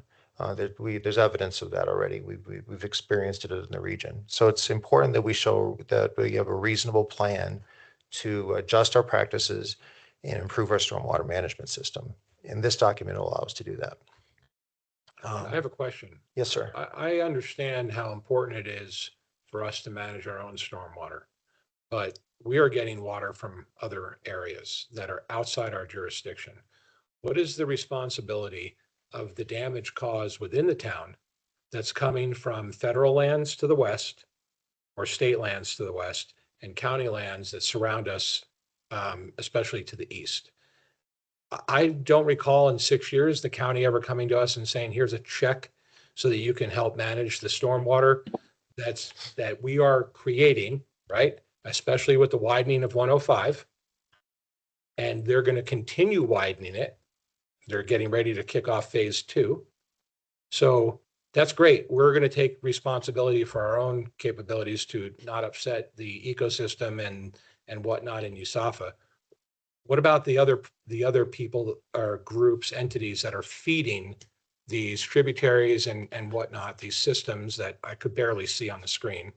What are we going to, I mean, I know there's partnership, but what do we do to get them to take action and take corrective action to their own areas?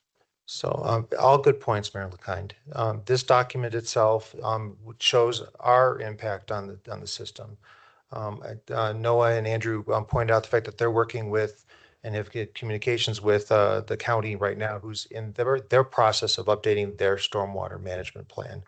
So we're going to have a major influence on their plan because we have the data. If they start to counter that data, they're going to have to justify it.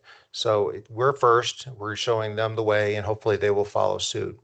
As it comes to other other contributors around us, we have a document now, a technical document that shows what our impact is, and we can point to that when they're creating something beyond that, and we can try to or attempt to hold them liable for what they're responsible for maintaining. This is a national problem. This is not localized. We're all struggling with it. And I think by creating this document here, we're protecting ourselves as a community, and we'll be able to defend our plan for what our future actions are and also defend them. We're going to have a lot of conversations with this list here about what's a reasonable time period. V3 has provided a standard of what we can do immediately. What ordinances can we change? What are some easy low-hanging fruit that we can fix? But the others from year 3 and beyond are expensive. They're going to require serious capital improvement planning, which we are in the process of doing now, or starting now, I should say. So this document's going to lead right into that. I think I mentioned to Councilor Chronic, this is daunting. This is a lot. It was a lot in 2006. It's even more now. So we have to systematically break it down and figure out a reasonable approach to address it. And this document allows us to do that. I have a quick follow-up to the mayor's question related to construction and whatnot. So if the 100-year floods are not reflected accurately because they're going off of 2006, whatever, standards, if you will, what standards do we need to upgrade or update within our planning department? And then same thing with the county and other entities that approve construction. What do they need to change to account for the new 100-year standards, if you will, for lack of a better term? Andrew, would you be able to answer that? Yeah, I would say that on the short term, the town of Monument defers to the El Paso County Drainage Manual in many cases, which I would say has been updated fairly recently. And so these things are being reflected there. With that said, it does not seem that within the county or the town of Monument that there are ability for recourse. It does seem that potentially developers aren't quite meeting their detention requirements, which, for example, the Mayor LeKind's comment about expanding the Highway 105. In theory, the county should be responsible for detaining any extra water that it creates by creating more impervious area to reduce that flooding, in theory. I think I brought that up at the time that we accepted the responsibilities off of CDOT for a pond that is at the intersection of 105 and the off-ramp, right? Mhm. So we took that responsibility on and received basically nothing for it. And it's to capture stuff coming off of Jackson Creek. And they do have a detention pond at the top of Knollwood, but eventually that still feeds through our creek system that we're responsible for. Yes. So to that point, there are design engineering standards that are fairly consistent with, for example, the Mile High Flood District and other state agencies. That the engineering should be sound. I think what is currently needing updating would be the detailed ordinance that gives the town a level of recourse to enforce its own policies. And ways that we've seen that done are performance bonds in other municipalities, requiring developers to put up money for until it's been inspected and approved, making them responsible for their own maintenance with fees, fines, etc. Increasing development fees for increased impervious area. There's many ways, many of which we tried to list as in depth as possible within the actual document. But there are many potential ways for recourse that can at the very least give the town the ability to enforce it, and then also to have the funds to enforce it, right, through those development fees. So regarding the existing construction that's going on right now, particularly in Triview, where a few years ago, a lot of those ponds overflowed. What can we do now to somehow improve those so that they don't happen again and create more problems downstream? Or is there anything we can do? Because they're still building over there. In the current sense, we'd have to look at each thing, each element case by case. I don't know, I don't know if the storm that happened a few years ago was a 100-year storm or not. I think 2013 was the last time we experienced some 100-year plus storms. But it could have been more recently than that. Yeah, it was like 2023. Yeah, probably 2023. We had a summer of a bunch of rain, and pretty much all those ponds overflowed. Yeah. Well, Denver failed. Well, Denver was underwater for sure, but it all came from the east side.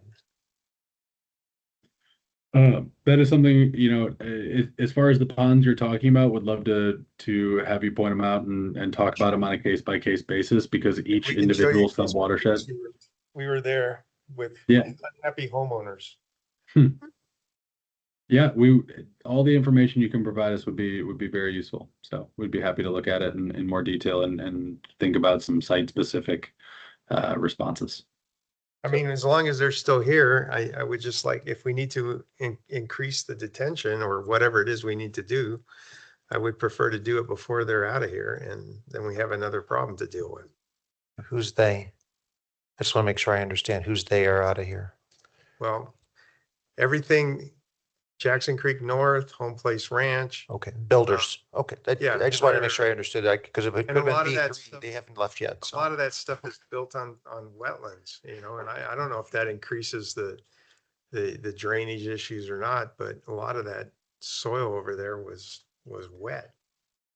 I mean, it's on a wetlands map, so I'm assuming that creates additional problems. It would reduce infiltration and for a high degree, there are certain things that you also have to consider is, if you were coming off drought conditions, sometimes the requirements don't require modelers that would have designed the detention to account for that, which can increase runoff. Drought conditions can increase runoff, and there's a bunch of mechanisms here.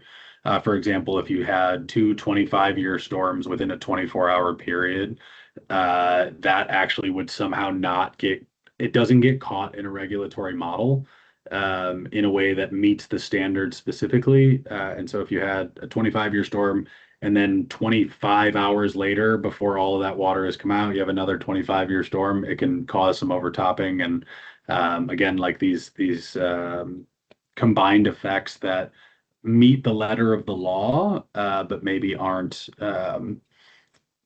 unfortunate scenarios as well. So with all of that to say, everything is a case by case basis that we would like to look at in some more detail if you have examples. Sure, and maybe there's nothing that can be done, but if there is, I would just prefer to take care of it if we can. Sure. And to piggyback on that, I mean, you have some low hanging fruit here that we should be going after immediately before it's too late.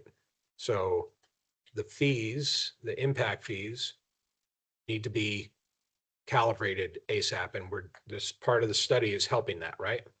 So I would expect that we're going to see significant changes to how our fees are from a development standpoint.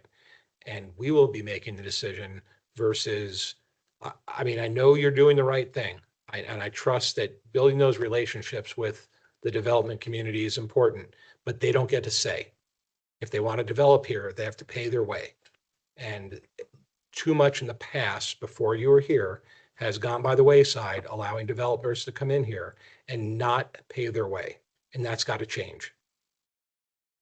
That's understood. And yeah, so once this is adopted, then staff will have its marching orders to start doing some of these other changes and bringing them before you for approval or action. But again, now we have the technical document. I'd also like to point out that one of the reasons we went to a town engineer system rather than an on-call is that allows our town engineer to look at stormwater as a system rather than on a project by project basis. We're already starting to see the benefit of that as we're talking to developers and developments coming through. I can see that, and I hope that you'll be able to see it as we move forward. But when we're sitting down and talking about a project, our engineer is also looking at upstream and downstream approach and how this is going to plug in and work with the next one. We've already have through our Jackson Creek Parkway project, we had already tried the regional approach and trying to create a regional pond as part of the Jackson Creek Parkway improvement. But we found out that if we're doing it by ourselves, we can't afford it. So it's really important that as we start talking about regional improvements, that we start working with our partners and our neighbors in the county to address these stormwater systems as a whole, rather than again on a project by project basis. I don't need to respond about the development community. They're just going to be part of the conversation and hearing what's happening so that they can plan accordingly as they're trying to build. But I'm certainly not asking for their permission. Okay, other questions, comments? If not, we can move on. I have one comment, if I may. Thank you, Dan. He spent about an hour with me walking me through how to spell stormwater. Thank you. Yeah, thank you, Dan, Yeah, for putting this all together. This is a lot better presentation than us reading the 600 pages combined and having it explained by you and V3.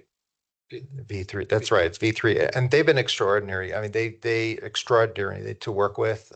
We've gone through. We couldn't find enough people to talk to. I mean, it's just that everyone has an opinion, has an experience, and a viewpoint on stormwater. And the truth is, it's just a daunting topic, and we all have to figure out how to deal with it best and budget for it and reasonably plan for future improvements. We don't have a choice. So I appreciate your time tonight. And I get it that nobody wants to use up land for a pond, so but we've all been to USAFA and we've seen the damage, and it's really important that we do something about it here. So thanks for leading the charge on this. Sure.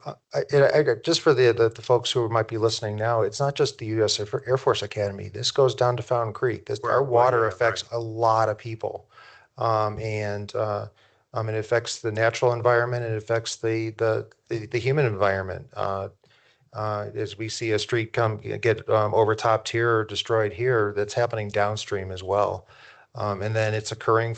That water's coming from north or from the east, or the forest, for instance, and it's coming into here, and we have to manage as best we can. And I think we also need to point out to those outside that they need to be managing their water as well. And this document will give us a lot more. It'd be another tool in our belt to do that. So, thank you. I'll see you on the 18th. Call me, email me. Best to email me directly at planning. It's not directly, but at planning@tomgov.org. And we'll certainly get that information or questions over to V3 to answer or to incorporate it into the plan. Mayor Pro Tem King, if it's okay, I'll just have them reach out to you directly. Sure. And you can share your experiences with them. So thank you. Thank you again. I may have some videos that I took as I waded through Old Denver at the time. Yeah, we'll both show up to that one. Okay, next up, this will be a fun one. Jenna is going to walk us through the contest vote for renaming Crossfield Road. How am I supposed to follow that? It's such an important document. Good evening, Mayor and Council. Jenna Gorney, Senior Planner. We had met last month regarding the rename of Crossfield Road, and here we are again with a lighter item on the agenda today. So just as far as the history and a brief review of that, the Crossfield Road renaming project began with the review of the Connexus development. And as part of that, there was a realignment of Old Denver Road. As a result of that project, there was a road segment between Santa Fe and Wagon Gap Trail Road, Wagon Gap Trail that required a new name. And while Crossfield Road was initially assigned, the council had desired a new unique name that kind of represented the town of Monument with its character, history, and environmental aspects. So with that, on March 9th, we launched the contest online and via email, and it wrapped up on the 30th of March. In reviewing the submissions, tons of names. It was super fun to review. Our whole department got a chance to look over everything and kind of evaluate the submitted names, check them for proper naming conventions in accordance with El Paso County 911. And we came up with 60 people that submitted name ideas and a total of 164 submissions that, after we went through the review criteria, narrowed down to 63 unique names that could be used. And so as a staff and a leadership group, ultimately that list was narrowed down to 3 for you to vote or duke it out tonight and choose your favorite. So after the vote closes tonight, staff will coordinate with El Paso County 911 and will reserve the name. We'll also reach out and get the commemorative sign made of the new road name, and of course get the road name sign for the road itself. And then we will be having a ceremony here on May 22nd at 10 o'clock here in Chambers to recognize that submission and have a little celebration in commemoration of the road name. And it's fun to mention a couple of the unique road name suggestions. We had a whole lot of fun going through those. So just to kind of call them into record, I think as a staff, we all found the funniest names, those folks that had the gumption to want to name the road after themselves. So one of those funny suggestions was Bob Avenue, submitted by Bob Waltrip. I love that. We also had a category of too long for a roadside name, and this actually could have gone for the funniest as well. It was Dirty Woman's Revenge Road, submitted by Marcia Alverson. That's pretty creative as well. And of course, we got lots of submissions that were too obvious. I love this list. There was a lot of New Denver Road, Older Denver Road, Old Denver Road, lots of Beacon Lite Road extension, these kind of things. So those were quite obvious. And of course, they wouldn't be accepted by El Paso County. So those are just worth mentioning. So the following 3 names have been narrowed down, and we are just going to do a hand raised vote for something fun and easy. And if it comes to a non-majority vote, you can certainly use your powers of persuasion to persuade your cohort, or you can get into a boxing match and then we'll vote again. So I'm hoping, or maybe not hoping, that there's a clear majority. Can we talk about this a little bit? In advance of the vote, you certainly can. In advance of a vote, yeah. Absolutely. So just for the record, the 3 names are Dot Close Road. It was submitted by Catherine McGuire. She also submitted a lovely rationale that was nice. It showed some history as far as the family and the community. We also had Iron Rail Road submitted by Wendy Athanas, as well as Prairie Dog Road submitted by Stephanie Anderson. So those are your options. Would you like a few minutes to deliberate? So I'd like to talk a little bit about Catherine McGuire's, because they're long-time residents of the area. It's not of Monument necessarily, but back in the older days monument as well. But as you saw from that submission, that family bought 250-ish acres back in 1922. And part of that is now conservation easement off the Santa Fe Trail. I don't know how many of you guys have hiked through that. I've hiked through it several times. Yesterday, yeah, it's got old relics in there and other things. And that family has committed to preserve all those 250 acres. I mean, they live there, but there's a few family members. One of the close family is there, as well as Catherine McGuire, and her son Caden Cotton has, I think he's on like 40 acres. They have been pretty active within the community. And in fact, I think Catherine's brother, if I believe it's correct, is still some type of physician in Monument. And then her great grandfather, I guess, owned where Lolly's is and lived there. That is a neat story, and I just like to, expand on that a little bit. It is fun. Catherine was actually our first submission. She came into our office, I think it was the next day, and was interested in understanding how she could submit options. So she was excited to submit. And her father-in-law was Jim McGuire, right? Right. Was it? Are they the same family? I think they're the same family, but I don't know what the relation is. I don't know that, and I don't know that information. I've not ever heard that before. Oh, I thought they were related. Okay. Yeah, it might not be, but okay. Would have been a good story. Well, yeah, right. So she married into the McGuires, obviously, but right. It just was a neat story. So I who wants to fight? I know I you can't second agree. the I need to see Mayor a Pro boxing Tem. match. I wasn't really making a nomination, but Well, that's okay. you can make the nomination. I'll make the nomination for Doc Close Road. For all three or just one? I'm not ready. And I'd like to see what other names were submitted. Curveball.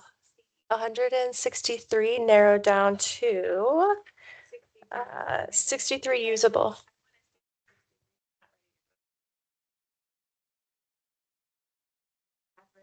Appreciated her letter. I read that. It has nothing to do with that, but I'm not in line with voting tonight for these three names. I have a question on that. If this isn't a public hearing item and it's a casual vote and the call is for a clear majority, how would we process that? Yeah. I mean, it's not a resolution. It's No.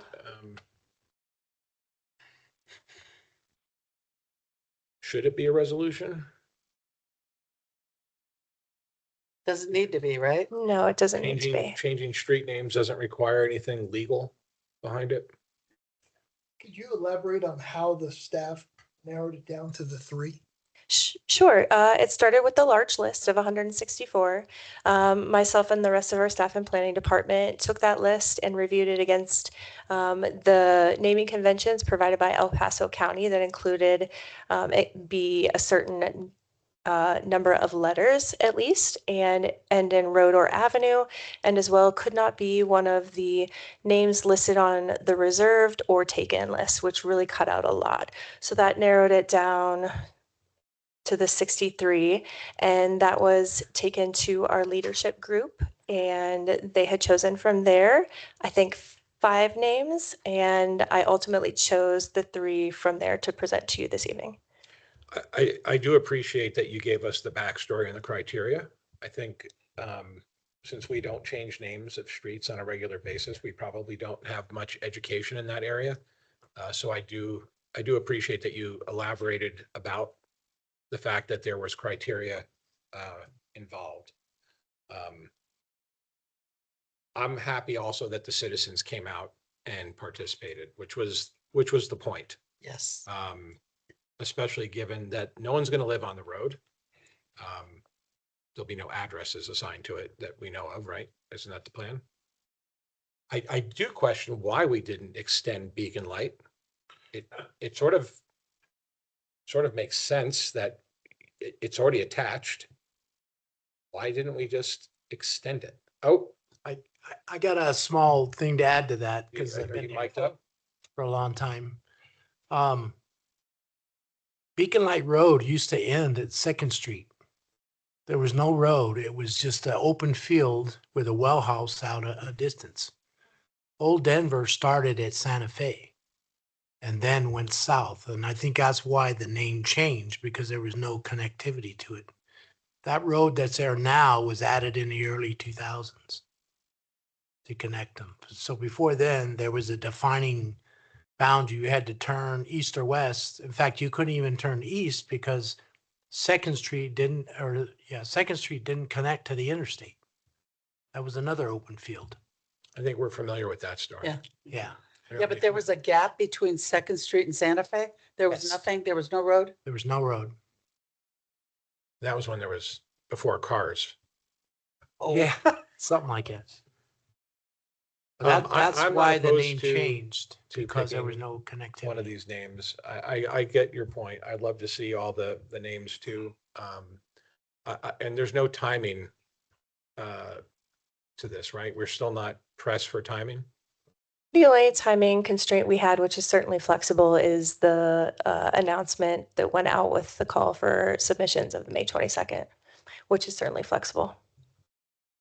And, Mr. Mayor, I looked it up and Catherine is Jim's daughter-in-law. So she's part of the McGuireville, Yep. which is a small unincorporated municipality that encompassed 25 acres And a museum. and a museum. In fact, we need to get you in touch with the McGuire family and anybody who has not seen the museums that. It's an experience. Well, I mean, I'm connected with Catherine, so I'm sure that Yes, I'm we sure. did meet. I just love stories. And, Yeah. I mean, that's the story of Dirty Woman Park. I mean, people come here and they're like, what the heck? What the heck is all that about? name? I just like stories. I might caveat the choice if before you make it or consider it, the challenge or how interesting it may be to consider as a panel 63 names to choose from, which I think is also part of the reason we specifically narrowed it down to 3. It was a workable number as opposed to presenting the group with 63, which I think would have been fun, but I don't know how we would have worked through that process. I vote for Doc Close. Me too.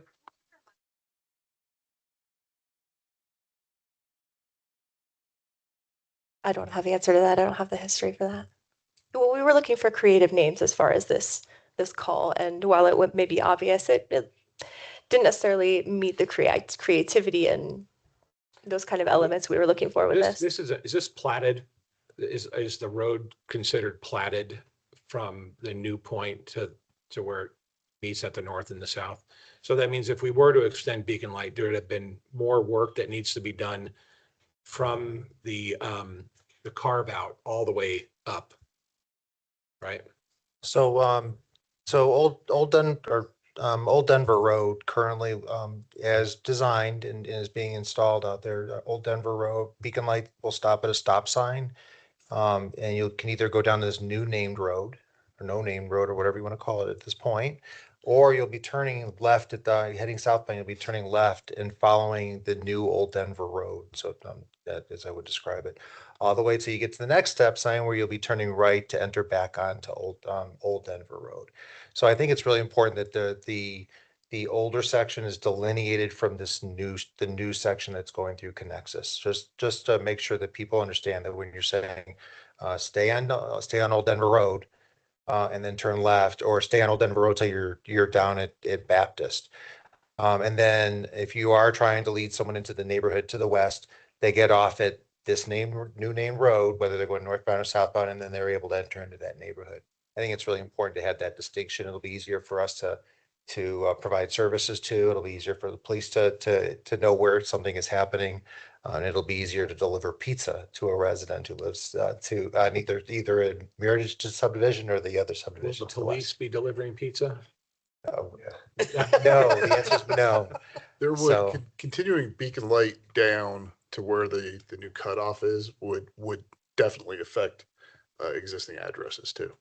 So, There's no there's no plan way, to extend Beacon Light down. that was the Okay, question. that was, Yeah, that was the question. I'm Like that's. But all good questions, and and I love the history too. If you look at all these the road patterns or dirt path patterns, and you try to figure where they came from, and it could be a railroad, it could be a path, it could be a road. So that the unique story you just talked about, having that gap that's history. So it's pretty cool. Okay, well, so we have one that Two doesn't votes. want to vote. Okay. I personally like Iron Rail because it brings up a lot of other history for the town. Just about passing on when you start talking about the chipping ice and how that was the major economy back in the day. Plus, if you look at some of where the rail tracks are or used to be and still are. So I favor Iron Rail out of the three personally. Your job is to convince your neighbors. What's that? Your job is to convince your neighbors. They all have a story, but Marco? I like Prairie Dog, and I've been directed to vote for Prairie Dog Oh, here we go. by a 9 and a 13-year-old Oh. that I need to answer to when I return. well, they should be in bed by now. Your constituents. Dude, since it's literally constituents. Senate and my backyard and Laura's kind of front yard, do we get extra votes on that? Since I can walk out my garage and step on it? No? I would go for Doc Close just because I like the story. And I do like the history to that. And those are good people. I know them personally. I like the McGuire family. I've gotten to get to know them over the last several years, and the fact that it came with a story, I think, is really important. And it's part of the history, which was one of the reasons why we asked for names suggestions, was to reflect the history of the town. So I would say I'm for Doc Close. And just to add to that too, I think, and Dan, put this in your back pocket, once we, all that work gets done over there, I'd like to see a plaque somehow. How do we do that? We can work together on that with that story on the plaque there along the Santa Fe Trail. Especially the part where him and Higby were going around and trying to knock out lamps with BB guns. So, and that's the other thing. His buddy Higby has a road. That's a good point. Yeah. Yeah, and we did cut through the middle of it at one point. The Monument Misfits probably should both get a road. So that's 4. That's a majority. So I think you If have. that's clear for everybody, that is 4 and a majority. Are we all settled on Doc Close for the winning submission? Yeah, and will you make sure that Close and McGuire family are all able to attend that? I will, and if they are not, you suggest I change the date? I think the more the merrier. I like that. Okay. Thank you. Mr. Mayor. Thank you. Thank you. Mayor, it sounds like upon recommendation from our legal staff, we're going to bring this back as a resolution for final approval, just to keep the documentation intact. Okay. That would be great. I would just like to, I have to throw in my final 2 cents here. I want to thank Jenna for all of her work on this. I don't want anyone outside here thinking that this was done overnight or done instantly. There were hours spent on this in coordination with other staff members, and then actually going through this and dealing with me, making sure that we got a good name, and we didn't, we followed good procedure, and we brought a good product to you. So thank you to Jenna for the work that she's done on this. Thank you. Yeah, Doug. thank you. And thank you to the staff Yes. that went through this all and made it relatively painless for us. Sorry if you had to endure any strange street names that is going to give you PTSD one day. It was lovely and an interesting first project that I was given, I think, on my second day here. I was going to He say said, that do some event got a- planning. I was like, You got a softball. We're going to rename all the streets. It's always fun like this. It's always- You did such a good job. All right. Next up is our resolutions. Resolution 28, 2026, to approve a contract to repair the town hall roof. Mr. Archuleta? Hello again. So I'm bringing you a resolution to approve the contract to do some work here at Town Hall. So a little bit of background. Last July, we hired a consultant to do an infrared moisture scan up on the ceiling or up on the roof. Uh, well, there was moisture coming in the ceiling, so that's why we initiated that. Upon that infrared, they did find a couple spots where we had some moisture getting under the existing roof, getting into our insulation, and then coming into the second floor ceiling. So upon that, we had multiple conversations. We were presented with 3 different fixes. There's a restoration, a retrofit, or a full replacement. Judging on our budget restraints, we kind of got rid of the whole replacement because you get a 30-year warranty out of it, but the price was just not doable for us in the situation we were at last year. So we looked at the retrofit, and that's what we were hoping to go for, but the prices with everything rising were just too extreme at that point. So we're coming in hoping, or well, that's what we're putting in front of you is just, they're going to come in, they're going to repair all the wet spots, they're going to remove any wet insulation in there, they're going to patch the existing roof, and then they're going to relay a new membrane on top. So it's a liquid membrane that they're going to lay in a couple coats. It comes with a 15-year warranty. Price came in way under what we were expecting it. As you can see, their price is not to exceed $55,797, which came in, we were expecting $90,000 for that. So that's what we budgeted for. So it did come in a lot lower than what we expected. The work comes in with very minor like impact to staff. They will do it, has to be very dry, so they do in the summer. If there's any rain in the forecast, they'll completely just reschedule. They're going to work with us. It's about a 3-day job for them.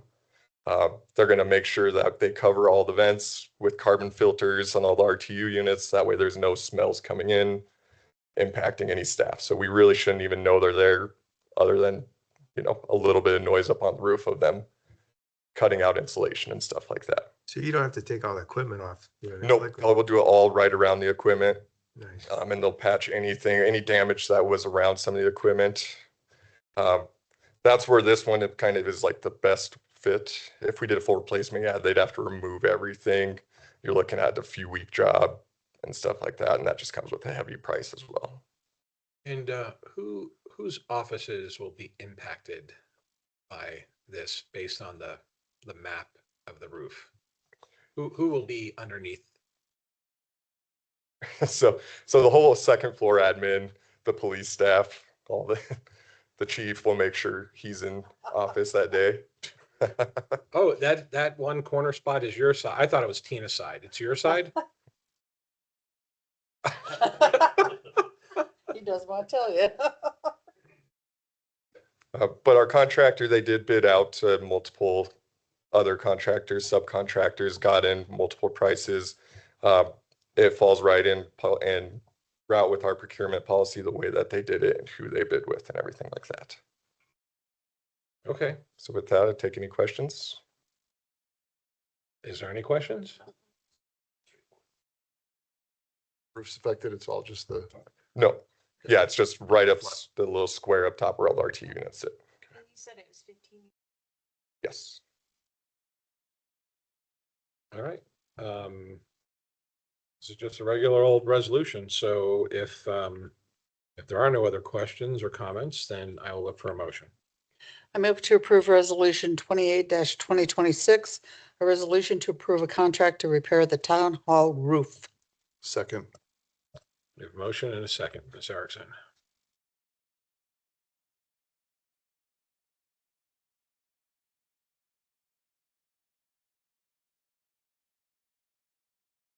That motion passes 7-0. Resolution 29, 2026 to approve Americans with Disabilities Act policies.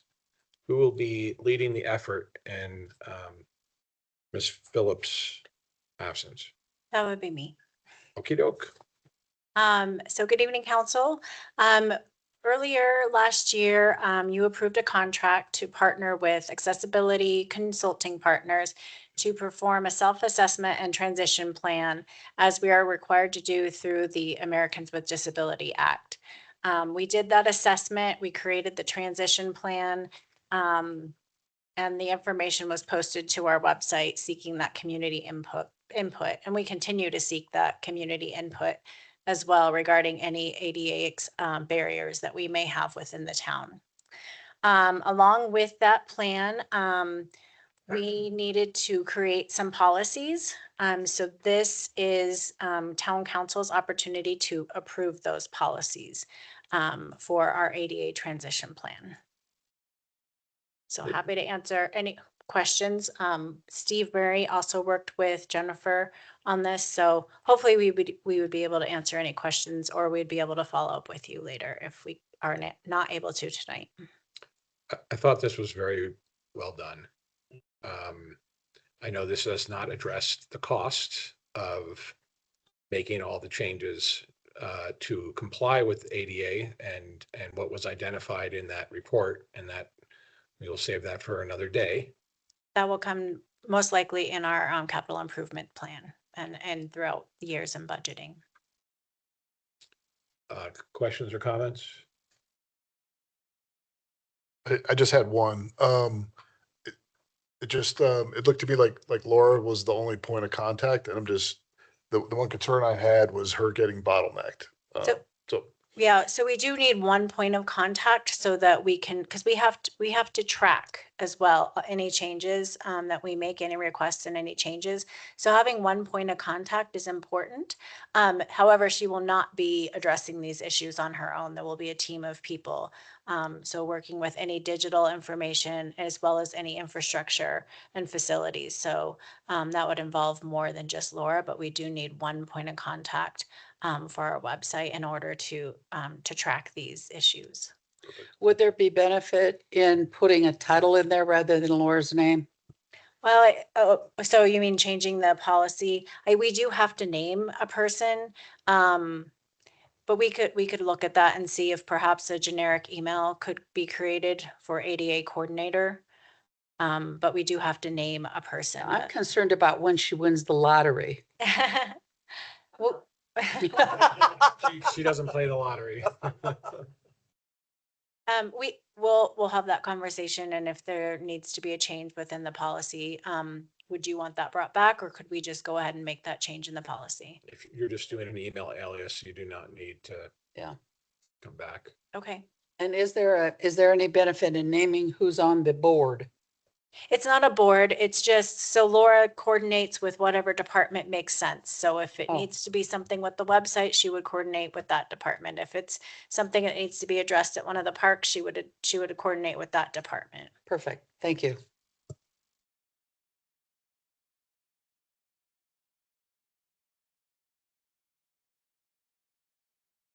Resolution number 29-2026, a resolution to approve Americans with Disabilities Act policies. I'll second that.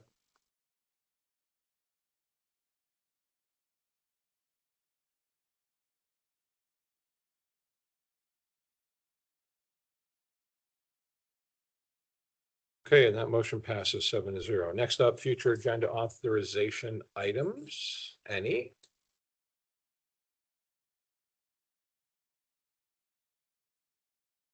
All right, so mostly these, well, first let me get to the future authorization items. We had a request from the Girls of the Rest to do their presentation on June 1st. Didn't they just do it? Well, last year they did. It's been a year already? Time flies when we're having fun. Holy moly. It's always entertaining. You're 1 year older. Keep them to No. 15 minutes. Not for another month. Try to. Say what? I always try to.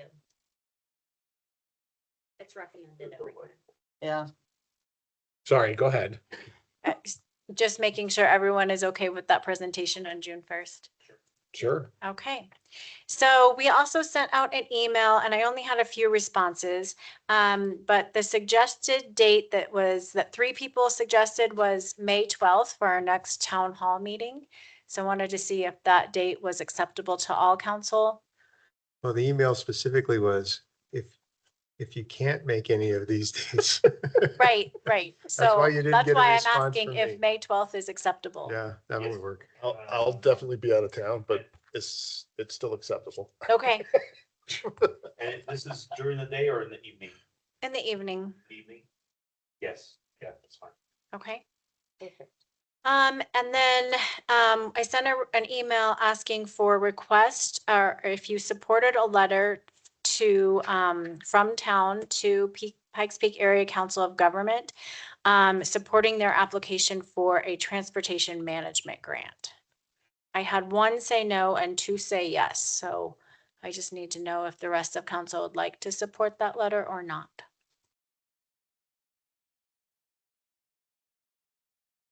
This remind me the PPA, is this the PPACG? Yeah. Correct. I'm good with it. It's just supporting their application for a grant. Yeah. And you'll just write a recant letter. Do you need me to sign it or are you going to sign it or? We'll probably ask you to come in and sign it. Okay. Majority is Yes. yes? Yes. Okay. And those were the only items that I had for you this evening. All right. Well, you're up again anyway. In the interest of time, I will be brief. We submitted the March Town Manager's Report to Council. As you can see, we're working to engage within our community and partner agencies. We're working to implement processes and policies in order to prepare us for the future. I appreciate council members that were able to attending the Police Department Awards and would like to congratulate those in the department that received awards. Would like to thank our Public Works Department. They've been doing a lot of work on cross training so that they can back each other up, as well as just working on ongoing maintenance projects. And then work also continues on our Heart of Monument Park and the Jackson Creek Parkway. So those are some high-level highlights, but I'm happy to answer any questions that you might have. Great report. Seeing that the cover contained our going to the dedication of Jim's bench. I don't think he likes the bench. It was brutally cold that day. Oh. I think that was Jim letting us know. I mean, it was crazy that day. Wanted to be there. Maybe. Wow, what a way to. It was his birthday, right? It was a great report. Lots of good information in it. Yeah, thank you. Thank you. All right, comments from the council. We'll go down the road. We'll start with Senna.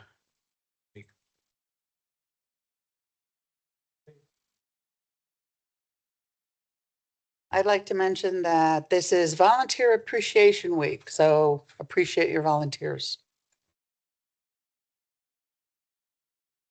I don't have anything. In which we appreciate all the work that you all do because we recognize that you're all volunteers. Steve? I got nothing. Ken? Yeah, like to discuss and educate folks that are here in the audience or going to watch us later on online. My first one is about the growing number of potholes in different locations throughout the town. Over in the Safeway parking lot next to the Arby's. Over in the Woodmore area, going into that where the car wash and the library is. Home Depot, Walmart. I know it's not. Baptist Road and at that intersection by the King Super, it's starting to deteriorate. I know that's more 105 or not 105, El Paso County. Right. And then Monument Ridge. You have to actually Juke and jive to get out of the Monument Ridge area onto Baptist Road next to the auto zone. Mm-hmm. That's pretty severe, along with on the backside of the Quick Quack car wash area. I'm just trying to figure out, I've been asked by multiple people, hey, how do we get these fixed? And I know it's not necessarily reported to the town, that you report it to, I'm not sure if you report it to TriView or who is the point of contact, because my understanding, correct me if I'm wrong, Dan, is that the shops there are responsible to, to take care of that. But how do we, not necessarily, how do we encourage to get that fixed? And over where Rosie's is, as long as we're throwing those things out there. That's true too. They're all terrible. I mean, All of those places are terrible. I'm going to start with the one that we're managing. So the last one you just described, Monument Ridge. There's a property all the way at the south east corner of that development that is not developed. The developer is in now to actually build that according to the approved PUD for the site. They are not going to be moving forward with that until all the private streets and everything have been taken care of, and potholes have been taken care of, the sinkholes been taken care of. So they know they're on hold until they address it. They are trying to schedule their asphalt people to come out there and do that work. I withhold my judgment until they actually get the work done, and then I'll let, hopefully it'll be improved and get that. I mean, specifically that Monument Ridge leaving to get back on Baptist Road. It's terrible. Those potholes are significant where it's causing damage to vehicles. That's what it was addressed to me. Yeah. And it's their liability and risk as a business association if someone were to get hurt or damage their vehicle. And that's what we're trying to work with them. We're the same thing with the other shopping centers. The best position we have is when they're asking for something from us, and we can hold them to that. We are also looking at ordinance changes that'll empower us to do the work and put a lien on the property. I'd really rather not us ever having to do the work. We already have enough going. Public Works already has enough to do than to have to start filling potholes around the community. And we're still struggling with the code enforcement position. We're having additional conversations right now. We will be coming back to you with a proposal in the coming month or months. But it's just another cost when we're trying to stay away from spending dollars without reason. So we are looking at all those. But the best thing to do is online here, guilt the folks who are not taking care of their properties. They should be taking care of it. It's their risk. Their customers are probably not showing up as often because they're afraid to drive in their parking lots. Grocery stores have no business having a bad parking lot. Same thing with any of the other larger retailers that have bad entrances and so on. They're putting their customers at risk, and more likely their customers are looking for other places to shop. So we need to get that fixed, and we're looking at every avenue we can responsibly. And I would also add for Monument Ridge and Kohl's, Home Depot, Safeway, the longer they delay and don't fix, the costlier it's going to be, because especially Monument Ridge, they've tried to cover the potholes. That same pothole is back. And so they're going to have to rip up the whole thing down to the base and redo the base, because if you've been there, it's wavy, right? You can surf on it. So it's to the point where you have to rip it up completely, redo the base, and put a whole new layer on, because and then it's even worse when you try to exit by the car wash onto Struthers. The potholes are strategically placed to where you have to go into traffic to get back in to enter Struthers.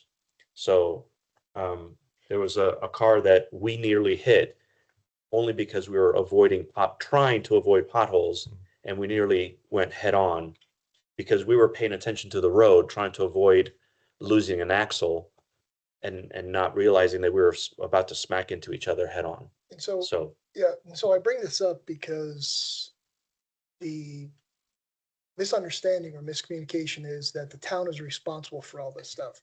And that's that looks bad on us. Yeah, I'm worried about the perception, and perception is reality.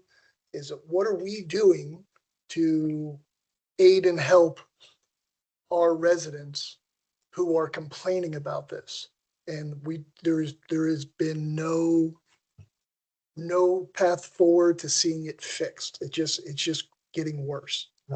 No visible path to seeing it getting repaired, but we will be coming back to you. Remember remember the points that you just brought up right now when we come and ask for dollars to bring in a code enforcement person. We could reach out to these businesses and say, hey, look, this is a significant problem. I wish it were that easy. It's actually very difficult, reaching out to those businesses. They'll tell us that they're not responsible for the parking lot and that we need to talk to their management company. Their management company is somewhere else in the country. They carry a large portfolio, so you have to find the right person to talk to. And then you have to make sure they don't change, they don't switch out. It's actually takes up a lot of, it's very complicated and not rewarding. And we're going to do we're doing our best, and it'd be better to have somebody who can actually take a look at this and follow through with it. And even better if we can fill the hole in if we need to. Part B of that is, to me, that becomes an issue of not only egress, but ingress for emergency services going into these places too.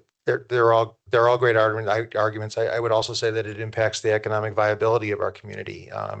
Again, if I don't feel safe driving into a parking lot to go shopping at Walmart, I'm going to go find the other Walmart to go to, or I'm going to go somewhere else. So it does have an impact, and we do need to take a look at it. But it's the property owner's responsibility to take care of their property, and it is their risk that if someone gets hurt on their property because of their property maintenance neglect. It's their risk, but we will be coming back to you with a proposal, and you'll have to make the tough decisions like you do every night. So, but thank you for bringing that up. I think you have a chief of police who would like to add his 2 cents. Is he still behind me? He's got his hand. So we are working on these, kind of like Dan alluded to. It's not a visible path forward, but all the complaints that we get through our tracker, we are following up on. It does start with trying to contact the property owners. Then it turns into trying to convince them that it's their property. So it is a bit of a time delay to get these fixed, but we are working on it. And to your point, there's nothing in the code that says they have to do it very well. So if it does mean they have to get down to a base layer and fix it, there's really nothing in the code that can force that on them. So you're going to get those potholes that are filled and immediately broken, need to be filled again. Obviously this time of year is when we're dealing with it, but we are working on it. It's a slow process. We are reaching out to people that are complaining, so they should be having some sort of conversation.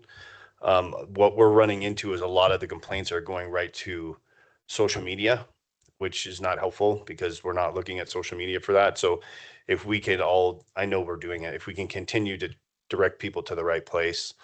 As far as the county, I don't know. I've never gone online, but I imagine they have an online reporting system too. That's all we can do for now. Do you suggest the council letter to the property management companies to? I think we take an active role and do something to show the residents that we know that this is an issue, an ongoing issue, and we're taking an active position to try to get it resolved. I mean, we can put it on social media from the town to say kind of what our process is, where we are in that process. And again, just trying to track down property owners and contact information is taking way too much time.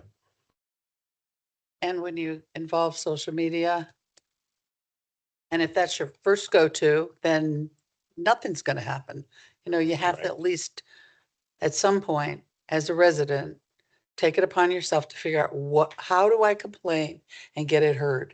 It's not going to be on social media. It's not going to be at Nextdoor. Right. It's not going to be on Facebook. We have a system. Right. So use it. And my second part is, we're coming into springtime. I see more and more signs popping up. There's a huge Vantage for, new home sale sign on the corner of Glen Eagle and Baptist that's about 8 feet tall. That I know that's in Town of Monuments. Let's take stock of the problems we're complaining about real quick. Okay. So I'm running a police department and I'm trying to do code enforcement on the side. Last year we cut down our PSAs from 2 to 1. I just got her started and we're going through a hiring process where she has to deal with all the logistics. I only say that because we are trying to keep up. I'll say this, and I'm not trying to be mean, but I've never seen a sign jump up and kill anybody. So it's not my number one priority. That doesn't mean we're not going to do anything about it. The And point- we're aware that there's, Wait, Chief, the point I'm getting at is that if we, along with you, Dan, is a reminder to all these businesses and homeowner association or whoever, developers, that they're not supposed to do this, right? And not supposed to have it, because if one's up and somebody sees it, oh, it must be okay, it's Yep. open season, and it's gonna start, it might get out of hand again like it Agreed. was at one point in time. yeah, That's why I'm bringing it up. and I totally agree with you. I would say that it's been out of control for a while, and it's going to take probably a dedicated person to fix that. But we'll still be going around. We'll still do our sign roundups. Obviously, we're not picking up 8-foot signs, but we are working with builders, and obviously your folks help us with that. But yeah, it's when we talked about reduced services from reduced employees, this is exactly what we were talking about. So I just want to, I'm not abdicating my responsibility in that. I'm just trying to paint the picture of what we're really trying to deal with. Expectation matching. Yeah.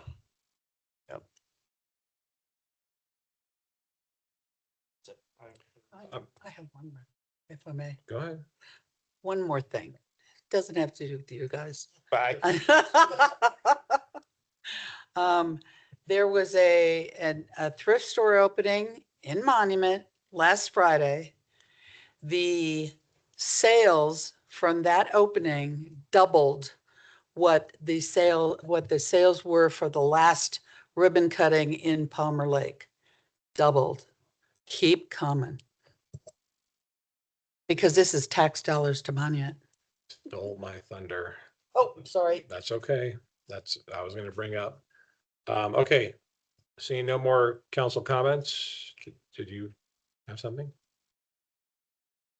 I was just gonna say, we can always talk about the importance of sales tax dollars, so you Oh, can say want it me to- twice. Oh, okay. Well, for those who got to attend, it was a very packed opening. Despite the fact that the sign still says that they're selling liquor there. That is not the case. No liquor. But I do want to thank town staff for coming out in force and making purchases. I saw them actively rating signs or paintings and other things that are up there.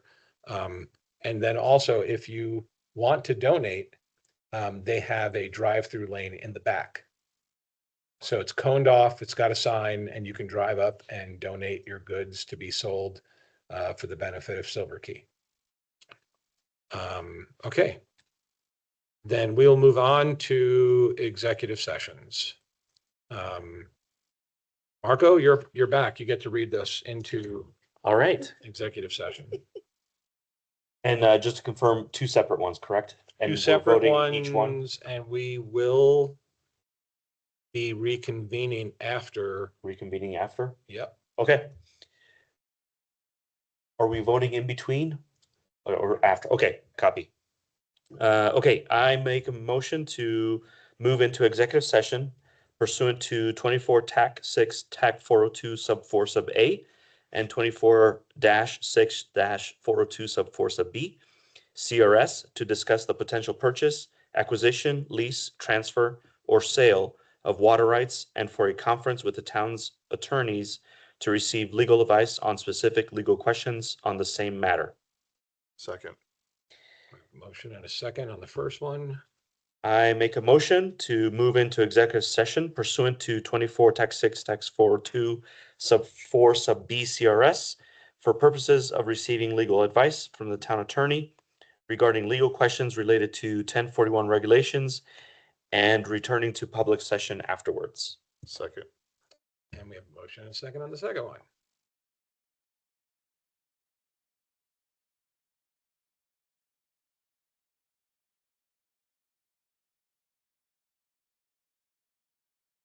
First one passed 7-0.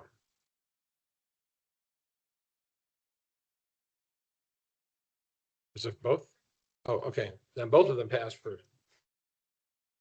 7-0. Okay, we will take a quick recess while we get set up for the executive session. Thank you for those of you who came out, Mr. DeBoo Yes. and thank Terry. you.